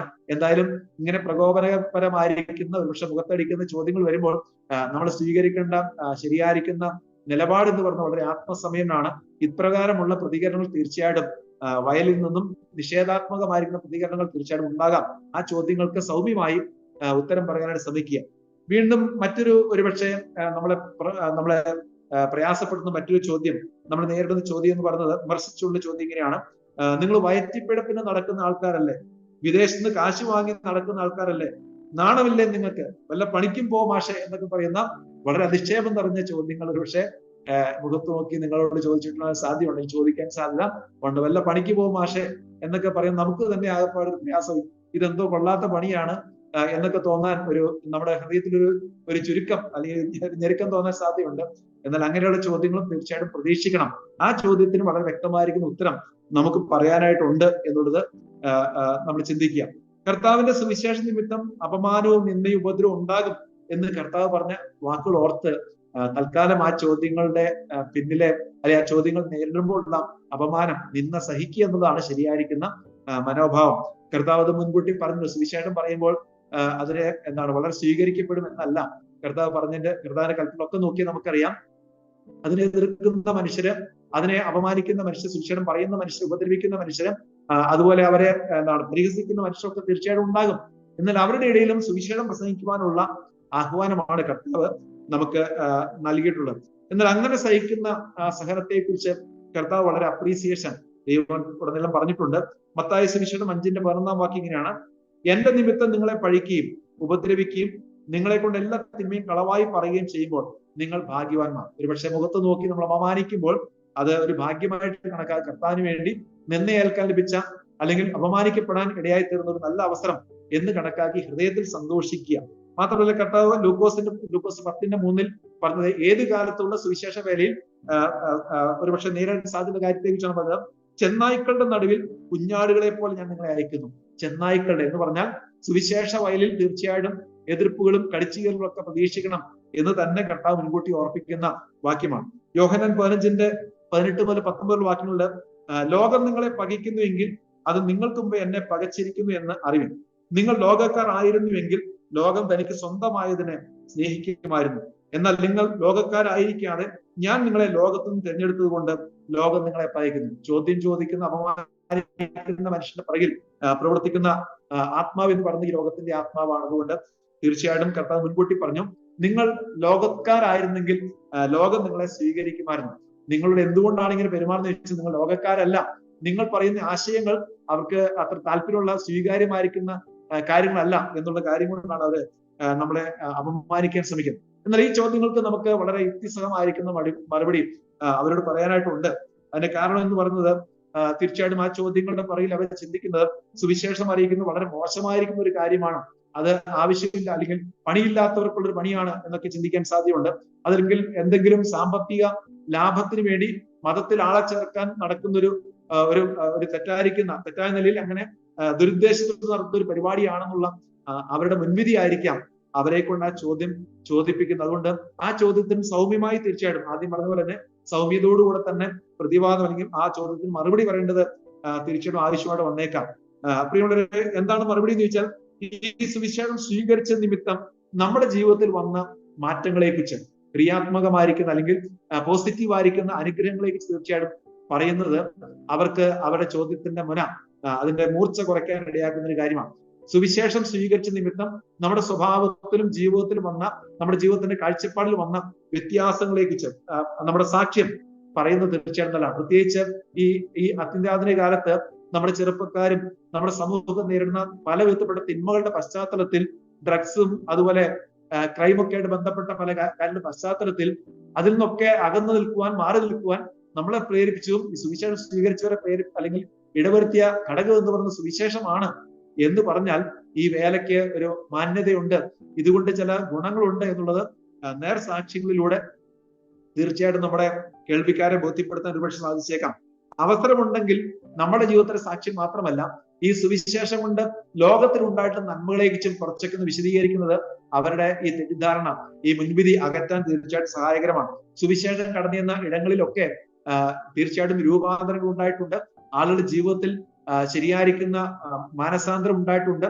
പാപ വഴികളിൽ നിന്നും ആളുകൾ മാനസാന്തരപ്പെട്ട് ദുഷ്ടന്മാരായ മനുഷ്യര് മാനസാന്തരപ്പെട്ടിട്ടുണ്ട്. ജീവിതങ്ങളിൽ പ്രത്യാശയിലായിരുന്ന മനുഷ്യർക്ക് പ്രത്യാശ ഉണ്ടായിട്ടുണ്ട്, ജീവിക്കാനുള്ള പ്രചോദനം ഉണ്ടായിട്ടുണ്ട് എന്ന് തുടങ്ങി മറ്റുള്ള മനുഷ്യരുടെ ജീവിതത്തിലും ചുറ്റുപാടും സുവിശേഷത്തിന്റെ സ്വാധീനത്തെ സംബന്ധിച്ച് അവരോട് പറയാനിടയായാൽ തീർച്ചയായിട്ടും അവരുടെ ചോദ്യത്തിന്റെ പിറകിലുള്ള മുൻവിധിയെ നമുക്ക് ഉത്തരം നൽകി ഒരുപക്ഷെ തൃപ്തിപ്പെടുത്താൻ സാധിച്ചേക്കാം. മാത്രമല്ല സുവിശേഷം സംബന്ധിച്ച് നമ്മുടെ ഉള്ളിലും ഒരു അഭിമാനകരമായിരിക്കുന്ന ചിന്ത ആവശ്യമാണ്. മനുഷ്യരുടെ ലജ്ജിക്കാതെ അഭിമാനത്തോടുള്ള സുവിശേഷം പറയാനായിട്ട് നമുക്ക് തീർച്ചയായിട്ടും ശ്രമിക്കാം. കാരണം ഈ സുവിശേഷമാണ് വാസ്തവത്തിൽ നമ്മുടെ ജീവിതത്തിൽ വന്ന എല്ലാ നല്ല വ്യത്യാസങ്ങളുടെയും അടിസ്ഥാനം എന്ന് നമ്മൾ ഇടയ്ക്ക് ചിന്തിക്കുന്നതാണ്. ഇവിടെ നമ്മൾ ചിന്തിച്ചാൽ നമ്മുടെ ജീവിതത്തിന്റെ കാഴ്ചപ്പാടിൽ വന്ന വ്യത്യാസം, നമ്മുടെ ജീവിതത്തിൽ എന്തെങ്കിലും രൂപാന്തരം സ്വഭാവത്തിൽ വന്ന വ്യത്യാസങ്ങളൊക്കെ അടിസ്ഥാനം സുവിശേഷമാണ്, സുവിശേഷത്തിന്റെ നിർബന്ധമാണ് എന്നുള്ള കാര്യം തീർച്ചയായിട്ടും അത് ഈ സന്ദേശത്തിന്റെ വില, ഈ സന്ദേശത്തിന്റെ മഹത്വം നമ്മളെ തന്നെ ഓർമ്മിപ്പിക്കുകയും അഭിമാനത്തോടുകൂടെ ഇത് പറയുവാൻ നമുക്ക് സന്തോഷം നൽകുന്ന ഒരു കാര്യമാണ്. അതുകൊണ്ട് സുവിശേഷത്തെ കുറിച്ച് ലജ്ജിക്കേണ്ട ആവശ്യമില്ല. റോമാലേഖനം 1:16 വാക്യത്തിൽ അപ്പോസ്തലനായ പൗലോസ് ഇങ്ങനെ പറയുന്നു, സുവിശേഷത്തെ കുറിച്ച് എനിക്ക് ലജ്ജയില്ല. വിശ്വസിക്കുന്ന ഏവനും ആദ്യ യഹൂദനും പിന്നെ യവനനും അത് രക്ഷയ്ക്കായി ദൈവശക്തിയാകുന്നുവല്ലോ. തനിക്ക് എന്തുകൊണ്ട് ലജ്ജയില്ലെന്ന് ചോദിച്ചാൽ കാരണം പറയുകയാണ്, ഇത് വിശ്വസിക്കുന്ന മനുഷ്യനെ സമഗ്രമായി സമൂലമായി രക്ഷിക്കുവാൻ ശക്തി അന്തർലീനമായിരിക്കുന്ന ഒരു സന്ദേശമാണ് സുവിശേഷം. ഇത് വെറും ഒരു മതത്തിന്റെ സന്ദേശമല്ല, മറിച്ച് വിശ്വസിക്കുന്ന ഏത് മനുഷ്യനെയും പരിവർത്തനം വരുത്തുവാൻ ശക്തിയുള്ള ഒരു മഹത്തരമായിരിക്കുന്ന ഗ്ലോറിയസ് ആയിരിക്കുന്ന ഗോസ്പലാണ് നമ്മൾ പറയുന്നത് എന്നുള്ള കാര്യം നമ്മുടെ ഉള്ളിൽ ആ ഒരു അഭിമാന ബോധം തീർച്ചയായിട്ടും ഉണ്ടാകുന്നത് ചെറിയ കാര്യമല്ല. ഇതൊരു മനുഷ്യന്റെ ജീവിതത്തിൽ അറിയിക്കാൻ ശ്രമിച്ചു, ആ അറിയിച്ച വ്യക്തിക്ക് അത് സ്വീകരിക്കാൻ ഇടയായാൽ തീർച്ചയായിട്ടും അയാളുടെ ജീവിതത്തോട് നമുക്ക് ചെയ്യാൻ കഴിയുന്ന ഏറ്റവും വലിയ നന്മയാണ്. അദ്ദേഹത്തിന്റെ ജീവിതത്തെ സമൂലമായി സമഗ്രമായി പരിവർത്തനം വരുത്തുവാൻ ശക്തിയുള്ള സന്ദേശമാണ് സുവിശേഷം എന്നുള്ളതിൽ തീർച്ചയായിട്ടും ലജ്ജ കൂടാതെയും മടി കൂടാതെയും സുവിശേഷത്തെ അപമാനിക്കുകയും അവഗണിക്കുകയും ചെയ്യുന്ന മനുഷ്യ മുമ്പിലും തീർച്ചയായിട്ടും അഭിമാനത്തോടെ സുവിശേഷം സത്യങ്ങൾ അവതരിപ്പിക്കാൻ നാം തയ്യാറാകണം. ഈ ചോദ്യങ്ങളുടെ ഒന്നും മുമ്പിൽ നാം ചൂളിപ്പോകേണ്ട ആവശ്യമില്ല. മറ്റു പണികൾ ഇനി വേണമെങ്കിൽ പറയാം, മറ്റു പണികൾ ഉണ്ടെങ്കിലും നിങ്ങളുള്ള ശരിയായ സ്നേഹം കൊണ്ടാണ് ഞങ്ങൾ നിങ്ങളുടെ അടുക്കൽ വന്നതെന്ന് തീർച്ചയായിട്ടും സുവിശേഷത്തിന്റെ പശ്ചാത്തലത്തിൽ പറയാൻ സാധിക്കും. മാത്രമല്ല, നിങ്ങളെ സ്നേഹിച്ച് മരിച്ച് നിങ്ങളുടെ പാപത്തിന് പരിഹാരം വരുത്തിയ കർത്താവായ യേശു ക്രിസ്തു തന്റെ സ്നേഹത്തിന്റെ സന്ദേശം എത്തിക്കുവാൻ ഞങ്ങളെ പറഞ്ഞു വിട്ടതാണ്. അതുകൊണ്ടാണ് നിങ്ങളുടെ അടുക്കൽ വന്നത്. കർത്താവായ യേശു ക്രിസ്തു നിങ്ങളെ സ്നേഹിക്കുന്നു, കർത്താവായ യേശു ക്രിസ്തു നിങ്ങൾക്ക് പകരം മരിച്ചു. ആ സന്ദേശം എത്തിക്കുവാനും ഞങ്ങളെ നിർബന്ധിക്കുന്നത് കർത്താവായ യേശു ക്രിസ്തുവാണ്. നിങ്ങൾ പോകണം, പറയണം എന്നുള്ള ദൗത്യം ഞങ്ങൾ ഏൽപ്പിച്ചത് ഞങ്ങളുടെയും കൂടെ നാഥനായ യേശുവാണ്. അതുകൊണ്ട് കർത്താവായ യേശു ക്രിസ്തുവിനുള്ള അനുസരണത്തിന്റെ ഭാഗമായിട്ട് കൂടിയാണ് മറ്റു പല ജോലികൾ ചെയ്യാമായിരുന്ന ഈ സമയം ഒരുപക്ഷെ സ്വന്തം ലാഭങ്ങൾക്ക് വേണ്ടി മാറ്റിവെക്കാമെന്ന് ഈ പ്രശസ്തമായിരിക്കുന്ന സമയം നിങ്ങൾക്ക് വേണ്ടി ചെലവഴിക്കാൻ ഞങ്ങൾ വന്നത് എന്നും പറയുന്നത് തീർച്ചയായിട്ടും അവർക്ക് മനസ്സിലാക്കാൻ അല്ലെങ്കിൽ അവരോട് പറയാൻ കൊള്ളാകുന്ന ഒരു മറുപടിയാണ്. അതുകൊണ്ട് പ്രിയമുള്ളവരെ, സുവിശേഷം പറയാൻ ചെല്ലുമ്പോൾ നമ്മളെ മനസ്സ് മടിപ്പിക്കുന്ന, നമ്മളെ ആകപ്പാടെ വിഷമിപ്പിക്കുന്ന, ഒരുപക്ഷെ പ്രകോപിതരാക്കുന്ന പല ചോദ്യങ്ങളും ഫീൽഡിൽ ഉണ്ടായേക്കാം. അവയോടൊക്കെ നമ്മൾ പത്രോസിനെ വായിക്കുന്ന പോലെ സൗമ്യതയും ഭയഭക്തിയും കൊണ്ട് പ്രതിവാദം പറവാൻ ഒരുങ്ങിയിരിക്കുന്നു. അത് ഒരു വിശ്വാസ സംബന്ധമായ ചോദ്യങ്ങൾ മാത്രമല്ല, നമ്മുടെ വിശ്വാസത്തിന്റെ ഉള്ളടക്കത്തേക്ക് ചോദ്യത്തിന് മാത്രമല്ല, ഇങ്ങനെയുള്ള പ്രകോപനപരമായിരിക്കുന്ന, നമ്മളെ പരിഹസിക്കുന്ന, നിന്ദിക്കുന്ന ചോദ്യങ്ങൾ മുമ്പാകെ പ്രസക്തമായിരിക്കുന്ന വാക്യമാണ് ഭയഭക്തി പൂണ്ട് സൗമ്യതയോടെ അവരോട് മറുപടി പറയാൻ തീർച്ചയായിട്ടും ഒരുങ്ങിയിരിക്കണം. ഇനി നേരിടാൻ സാധ്യത മറ്റൊരു കൂട്ടം ചോദ്യങ്ങൾ ചുരുക്കി പറയാം, നമ്മുടെ സമയം ഏകദേശം തീരാറായല്ലോ. വിശ്വാസ സംബന്ധമായിരിക്കുന്ന പല ചോദ്യങ്ങൾ ന്യായമായിട്ടും നമ്മൾ സുവിശേഷം പറയാൻ ചെല്ലുമ്പോൾ ചോദിക്കാൻ സാധ്യതയുണ്ട്. ആ ചോദ്യങ്ങൾ ഏതൊക്കെയാണ് മുൻകൂട്ടി പ്രവചിക്കാനായിട്ട് സാധ്യമല്ല. പൊതുവിൽ നമുക്ക് വേണമെങ്കിൽ ഇങ്ങനെ ചിന്തിക്കാം, നമ്മൾ സുവിശേഷം പറയാൻ ചെല്ലുന്ന വ്യക്തികളെ സംബന്ധിച്ച് മുൻകൂട്ടി അറിവുണ്ടെങ്കിൽ നമുക്ക് അതിനെക്കുറിച്ച് അല്പം തയ്യാറെടുപ്പ് നടത്താൻ സാധിക്കും. അല്ലെങ്കിൽ നമ്മൾ പരിചയമില്ലാത്ത ഇടങ്ങളിൽ പോകുന്ന സമയത്ത് കയറി ചെല്ലുന്ന ഭവനങ്ങളുടെ പശ്ചാത്തലം ഏകദേശമൊക്കെ നിരീക്ഷിച്ച് മനസ്സിലാക്കിയാൽ അല്പമൊക്കെ അവരുടെ ചോദ്യങ്ങൾ എന്തൊക്കെയായിരിക്കും പ്രതീക്ഷിക്കാനും ഏതാണ്ട് അവയ്ക്ക് ഉത്തരം നൽകാനുള്ള ഒരു തയ്യാറെടുപ്പ് നേരത്തെ തന്നെ നടത്താൻ തീർച്ചയായിട്ടും നമുക്ക് സാധിക്കും. നമ്മുടെ സമൂഹത്തിൽ നമുക്കറിയാം, നമ്മുടെ കേരള സമൂഹത്തിന്റെ പശ്ചാത്തലത്തിൽ പറഞ്ഞാൽ ക്രൈസ്തവരായിരിക്കുന്ന ആളുകളോട് തീർച്ചയായിട്ടും സുവിശേഷം പറയാൻ ചെല്ലുമ്പോൾ അവർ ചോദിക്കാൻ സാധ്യതയുള്ള പല ചോദ്യങ്ങളുണ്ട്. പ്രത്യേകിച്ച് നാമധേയ ക്രൈസ്തവരുടെ ഒക്കെ ഇടയിൽ രക്ഷയ്ക്കായിട്ട് അവരെ പ്രവൃത്തികളിലും അവരുടെ കുദാശകളിലൊക്കെ ആശ്രയിക്കുന്ന വ്യക്തികളാണ്. അവയെ സംബന്ധിച്ചുള്ള ചോദ്യങ്ങൾ തീർച്ചയായിട്ടും അവർ ചോദിക്കാൻ സാധിക്കും. ഞങ്ങൾക്കൊരു വിശ്വാസം ഉണ്ടല്ലോ എന്നൊക്കെയുള്ള നിലയിൽ അതിലൂടെ രക്ഷ പ്രാപിക്കാമല്ലോ, പിന്നെ എന്തിനാണ് ഞങ്ങളോട് സുവിശേഷം പറയാൻ വന്നിരിക്കുന്നത്, ക്രിസ്ത്യാനികളോട് പറയാൻ വന്നിരിക്കുന്നത് എന്തിനാണ്, ഹൈന്ദവർ മറ്റ് അക്രൈസ്തവർ അപ്പുറത്തുണ്ടല്ലോ എന്നൊക്കെ പറയാൻ സാധ്യത. എന്നാൽ അവരോട് വളരെ സൗമ്യതയോടുകൂടെ തന്നെ കർത്താവായ യേശു ക്രിസ്തുവിന്റെ മാത്രം ലഭ്യമാകുന്ന, വിശ്വാസത്താൽ മാത്രം ലഭിക്കുന്ന രക്ഷയെക്കുറിച്ച് സൗമ്യതയോടെ പറഞ്ഞു കൊടുക്കാൻ നമുക്ക് ഉത്തരവാദിത്തമുണ്ട്. അതുകൊണ്ട് ഏകവും പര്യാപ്തവുമായ യേശു ക്രിസ്തുവിന്റെ കാൽവരി വിലയെക്കുറിച്ച് വിശദീകരിക്കാൻ ശ്രദ്ധിക്കുക. അവരുടെ ക്രിസ്തീയ വിശ്വാസം എന്ന് പറയുന്നത് വാസ്തവത്തിൽ ബിബ്ലിക്കൽ അല്ല എന്നുള്ള കാര്യം വളരെ സൗമ്യതയോട് കൂടെ തന്നെ എന്ന് പറഞ്ഞാൽ അവരെ വ്രണപ്പെടുത്താതെ തന്നെ പറയാൻ ശ്രദ്ധിക്കണം. ഈ വിഷയത്തിൽ നമുക്ക് ഒരുപാട് വിവേകം ആവശ്യമുണ്ട്. പക്ഷെ സുവിശേഷം പറയാൻ ചെല്ലുമ്പോൾ നമുക്ക് അവരുടെ തെറ്റുകളെ കുറിച്ചൊക്കെ പറഞ്ഞ് അവരെ ആദ്യം തന്നെ ചൂടാക്കാനുള്ള ഒരു പ്രവണത ചിലർക്കെങ്കിലും ഉണ്ടാകാൻ സാധ്യത. അത് വിവേകമില്ലായ്മയാണ്. നമ്മുടെ ലക്ഷ്യം എന്ന് പറഞ്ഞാൽ അവരെ വിഷമിപ്പിക്കുക, അവരെ ഉത്തരം മുട്ടിക്കുക, അവരെ കൊച്ചാക്കുക, അവരെ കളിയാക്കുക എന്നുള്ളതല്ല. കർത്താവായ യേശു ക്രിസ്തു ഒരുക്കിയ രക്ഷ അവർക്ക് വിളമ്പിക്കൊടുക്കുന്ന ഉദ്ദേശമാകിയാൽ ആദ്യം തന്നെ അവരെ പ്രകോപിപ്പിക്കുന്ന നിലയിൽ അവരുടെ വിശ്വാസത്തെ ചോദ്യം ചെയ്യുന്ന, അവരുടെ വിശ്വാസത്തിന്റെ തെറ്റുകൾ ഓരോന്നോരോന്നായി ചൂണ്ടിക്കാട്ടി അവരെ കൊച്ചാക്കുന്ന നിലയുടെ സമീപനങ്ങൾ തീർച്ചയായിട്ടും സുവിശേഷത്തിന് അനുഗുണമല്ല. മറിച്ച് കർത്താവായ യേശു ക്രിസ്തുവിന്റെ കുരിശിനെ ഉയർത്തുക, കുരിശിൽ മരിച്ച കർത്താവായ യേശുവിന്റെ ആ മരണത്തിലുള്ള വിശ്വാസത്താൽ, ക്രിസ്തുവിലുള്ള വിശ്വാസത്താൽ ലഭിക്കുന്ന ആ സൗജന്യമായിരിക്കുന്ന നിത്യമായിരിക്കുന്ന ഉറപ്പേറിയ രക്ഷയെ സംബന്ധിച്ച് പറയുക. അത് കേൾക്കാൻ സൗമനസ്യം കാണിക്കുന്ന മനുഷ്യരോട് തുടർന്ന് എന്താണ് നിങ്ങളുടെ ക്രിസ്തീയ പാരമ്പര്യമായി അല്ലെങ്കിൽ നാമധേയ ക്രൈസ്തവരായിട്ട് നിങ്ങളുടെ വിശ്വാസത്തിന്റെ ന്യൂനത എന്താണെന്ന് വ്യക്തമാക്കുക. നാമധേയ ക്രൈസ്തവരുടെ ക്രിസ്തീയ വിശ്വാസത്തിന്റെ ന്യൂനത പ്രധാനമായിട്ടും അവര് കർത്താവായ യേശു ക്രിസ്തുവിനെ ദൈവമായിട്ട് ഒരുപക്ഷെ അംഗീകരിക്കുന്നവരാണെങ്കിലും കർത്താവായ യേശു ക്രിസ്തുവിന്റെ കാൽവരി യാഗത്തിൽ പാപങ്ങളുടെ മോചനത്തിനായി ആശ്രയിക്കുന്നവരെല്ലാം മറ്റു പലതിലും ആശ്രയിക്കുന്നതോടൊപ്പം അതും ഒരു വശം അല്ലെങ്കിൽ ഒരു സൈഡായിട്ട് വെക്കുന്നത് അത് ബൈബിളിന്റെ വിശ്വാസത്തിനെതിരാണ് എന്ന് പറഞ്ഞാൽ കർത്താവായ യേശു ക്രിസ്തുവിന്റെ കാൽവരിയാഗം മാത്രമാണ് പാപത്തിന്റെ പരിഹാരത്തിന് ഏക ബലിയെന്നും കർത്താവായ യേശു ക്രിസ്തു മാത്രമാണ് ഏക രക്ഷകൻ എന്ന കാര്യം അവർ വ്യക്തമാക്കി കൊടുക്കുന്നത് ആവശ്യമാണ്. കാരണം നാമതേ ക്രൈസ്തവ വിശ്വാസത്തിൽ അവര് കർത്താവിൽ മാത്രമല്ല പലതിലുമാണ് അവരുടെ വിശ്വാസം അർപ്പിക്കുന്നത്. ആ വിശ്വാസ പ്രകാരം രക്ഷ പ്രാപിക്കാൻ സാധ്യമല്ല എന്നുള്ളത് അവർ ചോദ്യത്തിന് ഉത്തരമായി പറഞ്ഞു കൊടുക്കുന്നതാണ്. ക്രിസ്തീയ പശ്ചാത്തലത്തിൽ നിന്ന് വെളിയിലുള്ള മറ്റ് പല ആളോട് സുവിശേഷം പറയുമ്പോൾ വരാൻ സാധ്യത ചോദ്യങ്ങളെ കുറിച്ച് നമുക്കൊരു തയ്യാറെടുപ്പ് തീർച്ചയായിട്ടും ആവശ്യമാണ്. ഒരുപക്ഷെ ഇസ്ലാം മതവിശ്വാസികളോട് നമ്മൾ സുവിശേഷം പറയേണ്ടത് അത് ആവശ്യം വന്നേക്കാം. അവരോട് സുവിശേഷം പറയുമ്പോൾ അവരെ ചോദിക്കാൻ സാധ്യത ചില ചോദ്യങ്ങൾ നമ്മൾ നേരത്തെ മനസ്സിലാക്കി വെക്കുന്നത് തീർച്ചയായിട്ടും പ്രയോജനകരമാണ്. അവർ ചോദിക്കാൻ സാധ്യത നമ്മുടെ ദൈവ തിയോളജി അല്ലെങ്കിൽ ദൈവത്തെ കുറിച്ചുള്ള ആശയം, ത്രിയേകത്വത്തെ കുറിച്ചുള്ള ചോദ്യങ്ങൾ ചോദിക്കാൻ സാധ്യതയുണ്ട്. മാത്രമല്ല ബൈബിളിനെ കുറിച്ച് അവർ ബൈബിൾ എന്ന് പറഞ്ഞത് തിരുത്തപ്പെട്ടതാണ്, ബൈബിൾ എന്ന് പറഞ്ഞ് വിശ്വസിക്കാൻ കൊള്ളില്ല, ആ നിലയിൽ ചോദ്യങ്ങൾ വന്നേക്കാം. ഇതിനെക്കുറിച്ച് അല്പം ഒരു പഠനം നമ്മൾ നടത്തി, ഒരു തയ്യാറെടുപ്പ് നടത്തി, വ്യക്തിപരമായ ഒരു തയ്യാറെടുപ്പ് നടത്തി ഒരു നോട്ടൊക്കെ കുറിച്ച് വെക്കുന്നത് തീർച്ചയായിട്ടും നല്ല മറുപടികൾ പറയാനും സുവിശേഷത്തിലേക്ക് അവരെ കൊണ്ടുവരാനും തീർച്ചയായിട്ടും സാധിക്കും എന്നുള്ളത് നമുക്ക് ചിന്തിക്കാൻ സാധിക്കും. ഇസ്ലാം മതവിശ്വാസത്തിന്റെ അടിസ്ഥാനം എന്ന് പറയുന്നത് പ്രവൃത്തികളാലുള്ള രക്ഷ തന്നെയാണ്. സൽപ്രവൃത്തികളെ, പ്രവൃത്തികളെ തൂക്കി നോക്കിയാണ് മോക്ഷം നൽകുന്നത്. അങ്ങനെ വരുമ്പോൾ പോലും മോക്ഷം ഉറപ്പല്ലെന്നാണ്. അതിനകത്ത് ഖുറാനിൽ പറയുന്ന ഒരു പ്രധാനപ്പെട്ട കാര്യം, ഖുറാന്റെ വക്താവായിരിക്കുന്ന ഈ മുഹമ്മദ് നബി എന്ന് പറയുന്ന പ്രവാചകന് പോലും തന്റെ മരണശേഷമുള്ള തന്റെ സ്ഥിതിയെ സംബന്ധിച്ച് വ്യക്തതയില്ലായിരുന്നു എന്ന് സൂചിപ്പിക്കുന്ന വാക്യം പോലും ഖുറാനിലുണ്ട്. 46-ാം അധ്യായം 9-ാം വാക്യത്തിൽ പറയുന്നത് അള്ളാഹുവിന്റെ അടുക്കൽ ചെല്ലുമ്പോൾ എന്റെ കാര്യവും നിങ്ങളുടെ കാര്യം എന്താകും എന്ന് അറിയില്ല എന്ന് സൂചിപ്പിക്കുന്ന വാക്യം നമുക്ക് കാണാൻ സാധിക്കും. എന്ന് പറഞ്ഞാൽ നിത്യരക്ഷ ഉറപ്പുവരുന്ന ഒരു സന്ദേശം അവർക്കില്ല എന്നുള്ളത് നാം മനസ്സിലാക്കുന്നത് നല്ലതാണ്. എന്നാൽ കർത്താവായ യേശുക്രിസ്തുവിന്റെ സന്ദേശം തന്നെയാണ്, വിശ്വസിക്കുന്നവന് നിത്യജീവൻ ഉണ്ട്, അവൻ മരണത്തിൽ നിന്ന് ജീവനിലേക്ക് കടന്നിരിക്കുന്നു, അല്ലെങ്കിൽ അവർ തീർച്ചയായും രക്ഷ പ്രാപിക്കും എന്ന് ഉറപ്പ് നൽകുന്ന ധാരാളം വാക്യങ്ങൾ നമുക്ക് ദൈവം ഉദ്ധരിച്ച് അവിടെ രക്ഷയുടെ ബൈബിൾ വിശദീകരിക്കുന്ന, ബൈബിൾ നൽകുന്ന കർത്താവായ യേശുവിനോട് ലഭിക്കുന്ന രക്ഷയെ സംബന്ധിച്ച് നമുക്ക് അവർക്ക് ശരിയായിരിക്കുന്ന മറുപടി കൊടുക്കാനായിട്ട് തീർച്ചയായിട്ടും സാധിക്കും. മാത്രമല്ല ചരിത്രപരമായിരുന്ന പല തെറ്റുകളും, വളരെ ഗൗരവമായിരുന്ന തെറ്റുകൾ പോലും ഖുറാനിലുണ്ട് എന്ന് നമുക്കറിയാം. യേശുക്രിസ്തുവിന്റെ മരണത്തെ സംബന്ധിച്ച് ഖുറാനിൽ എഴുതിയിരിക്കുന്നത് ഈസയെ ആരും കൊന്നിട്ടില്ല, അവനെ ആരും ക്രൂശിച്ചിട്ടുമില്ലെന്നാണ്. എന്നാൽ ചരിത്രപരമായി 6 നൂറ്റാണ്ടുകൾ ലോക ചരിത്രകാരന്മാർ തന്നെ അംഗീകരിച്ച, റോമൻ ചരിത്രകാരന്മാരും യഹൂദന്മാർ ഉൾപ്പെടെയുള്ള യേശുവിന്റെ ശത്രുക്കളായിരുന്ന ആളുകൾ പോലും അംഗീകരിച്ച ഒരു ഹിസ്റ്റോറിക്കൽ ഫാക്ടിനെയാണ് വാസ്തവത്തിൽ പ്ലെയിൻ ആയിട്ട് നിഷേധിക്കുന്നതും. 600 കൊല്ലം കഴിഞ്ഞാണ് ബൈബിളിന് ശേഷം 600 കൊല്ലം കഴിഞ്ഞുണ്ടായ യേശുക്രിസ്തുവിന്റെ മരണത്തിന് ശേഷം 600 കൊല്ലം കഴിഞ്ഞ് എഴുതിയ ഖുറാനിൽ യേശുക്രിസ്തു മരിച്ചിട്ടില്ല, ക്രൂശിക്കപ്പെട്ടില്ല എന്ന് പറഞ്ഞ അത് വാസ്തവത്തിൽ എത്ര ചരിത്രപരമായിരിക്കുന്ന മിസ്റ്റേക്ക് ആണെന്നുള്ള കാര്യം നമുക്ക് സൗമ്യതയോടെ പറഞ്ഞ് മനസ്സിലാക്കാൻ സാധിക്കും. ഇതൊന്നും ആദ്യം പറയണമെന്നല്ല. ഞാൻ എന്റെ അനുഭവത്തിലും പല മുസ്ലിം വീടുകളിലും ചെല്ലും പറയേണ്ട ആവശ്യമില്ല. വെറും പാവങ്ങളായി മനുഷ്യരാണ്. ഇവിടെ നമ്മള് സാധാരണഗതിയിൽ സുവിശേഷം പറഞ്ഞാൽ മാത്രം മതി.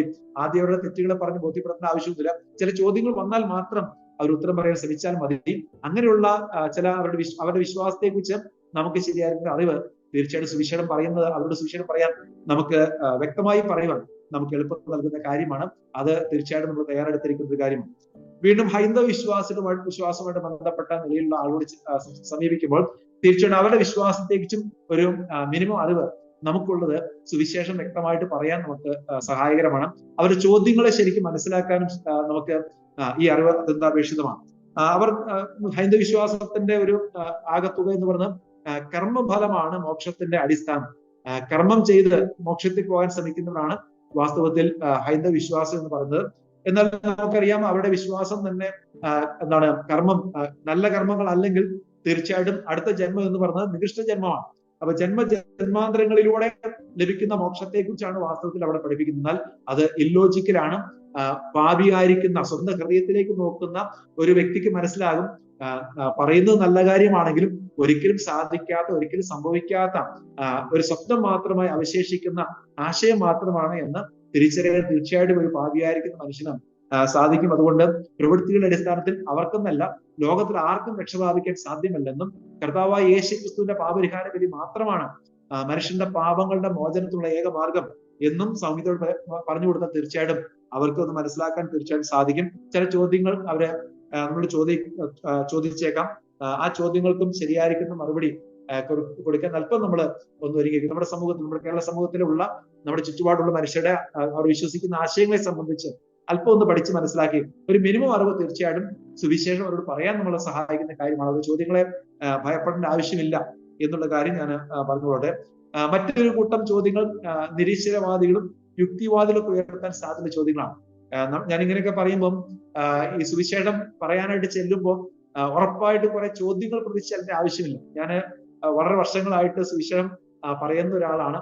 എന്റെ വിളി സുവിശേഷകനായി വിളി അല്ലെങ്കിലും സുവിശേഷം പറയാൻ വേണ്ടി ധാരാളം വീടുകളിൽ പോയി പല മതങ്ങളിലും പല വിശ്വാസങ്ങളും പോകുമ്പോൾ വളരെ കുറച്ച് ചോദ്യങ്ങൾ മാത്രമേ ഞാൻ നേരിട്ടുള്ളൂ. ചോദിച്ച് വിഷമിപ്പിക്കുന്ന വളരെ അപൂർവ മനുഷ്യർ മാത്രമേ ഫീൽഡിൽ ഞാൻ കണ്ടിട്ടുള്ളത് കൊണ്ട് ചോദ്യങ്ങൾ പേടിച്ച് നമ്മൾ സുവിശേഷം പറയാതിരിക്കേണ്ട ആവശ്യമില്ല.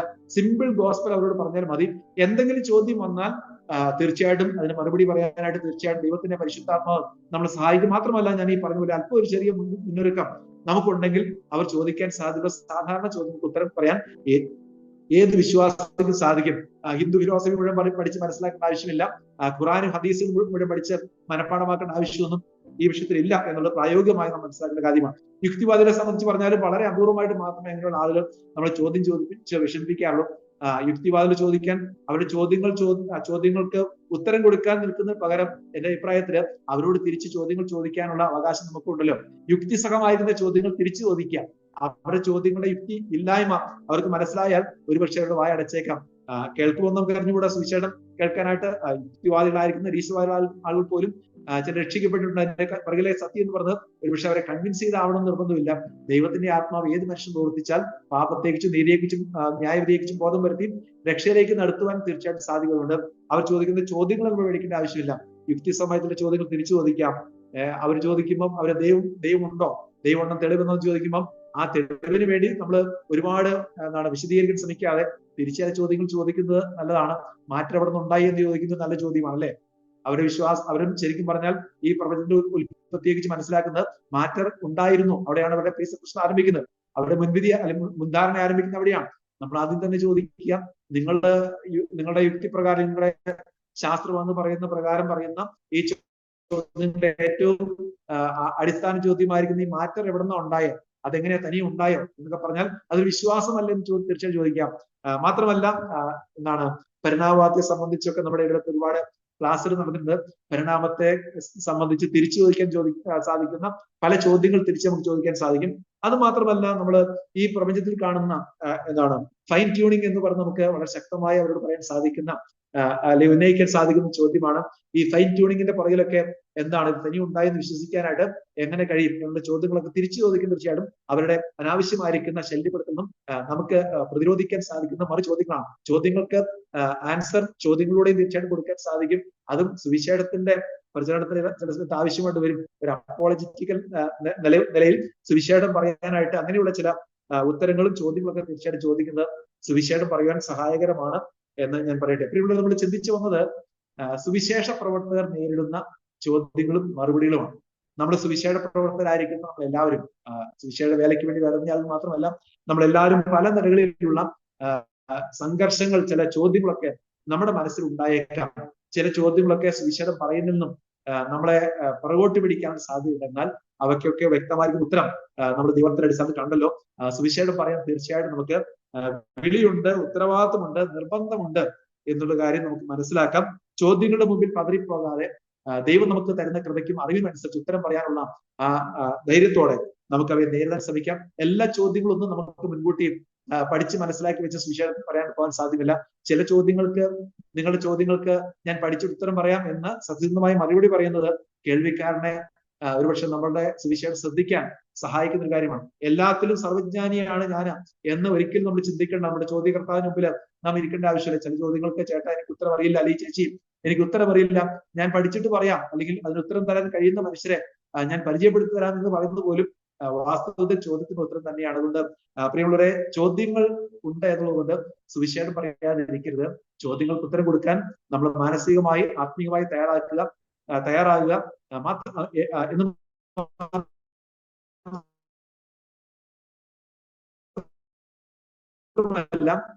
ചോദ്യങ്ങൾ നമ്മളെ ഒരിക്കലും സുവിശേഷം ഉണ്ടെങ്കിലും ഇല്ലെങ്കിലും സുവിശേഷം പറയുവാൻ വിളിക്കപ്പെട്ടവരാണ് നാം ഓരോരുത്തരും. അതുകൊണ്ട് കർത്താവിന്റെ വേലയ്ക്ക് വേണ്ടി സുവിശേഷം അറിയിക്കാൻ വേണ്ടി ദൈവം നമ്മളെ എല്ലാവരെയും വിളിച്ചിരിക്കാൻ അതിനുവേണ്ടി നമുക്ക് തയ്യാറാകുകയും ഉത്സാഹിക്കുകയും ചെയ്യാം. ദൈവം നമ്മെ എല്ലാവരെയും അതിൽ സഹായിക്കട്ടെ. ദൈവനാമത്തിന് മഹത്വം ഉണ്ടാകും. ജോ സഹോദരനോടുള്ള പ്രത്യേക നന്ദി അറിയിക്കുകയാണ്.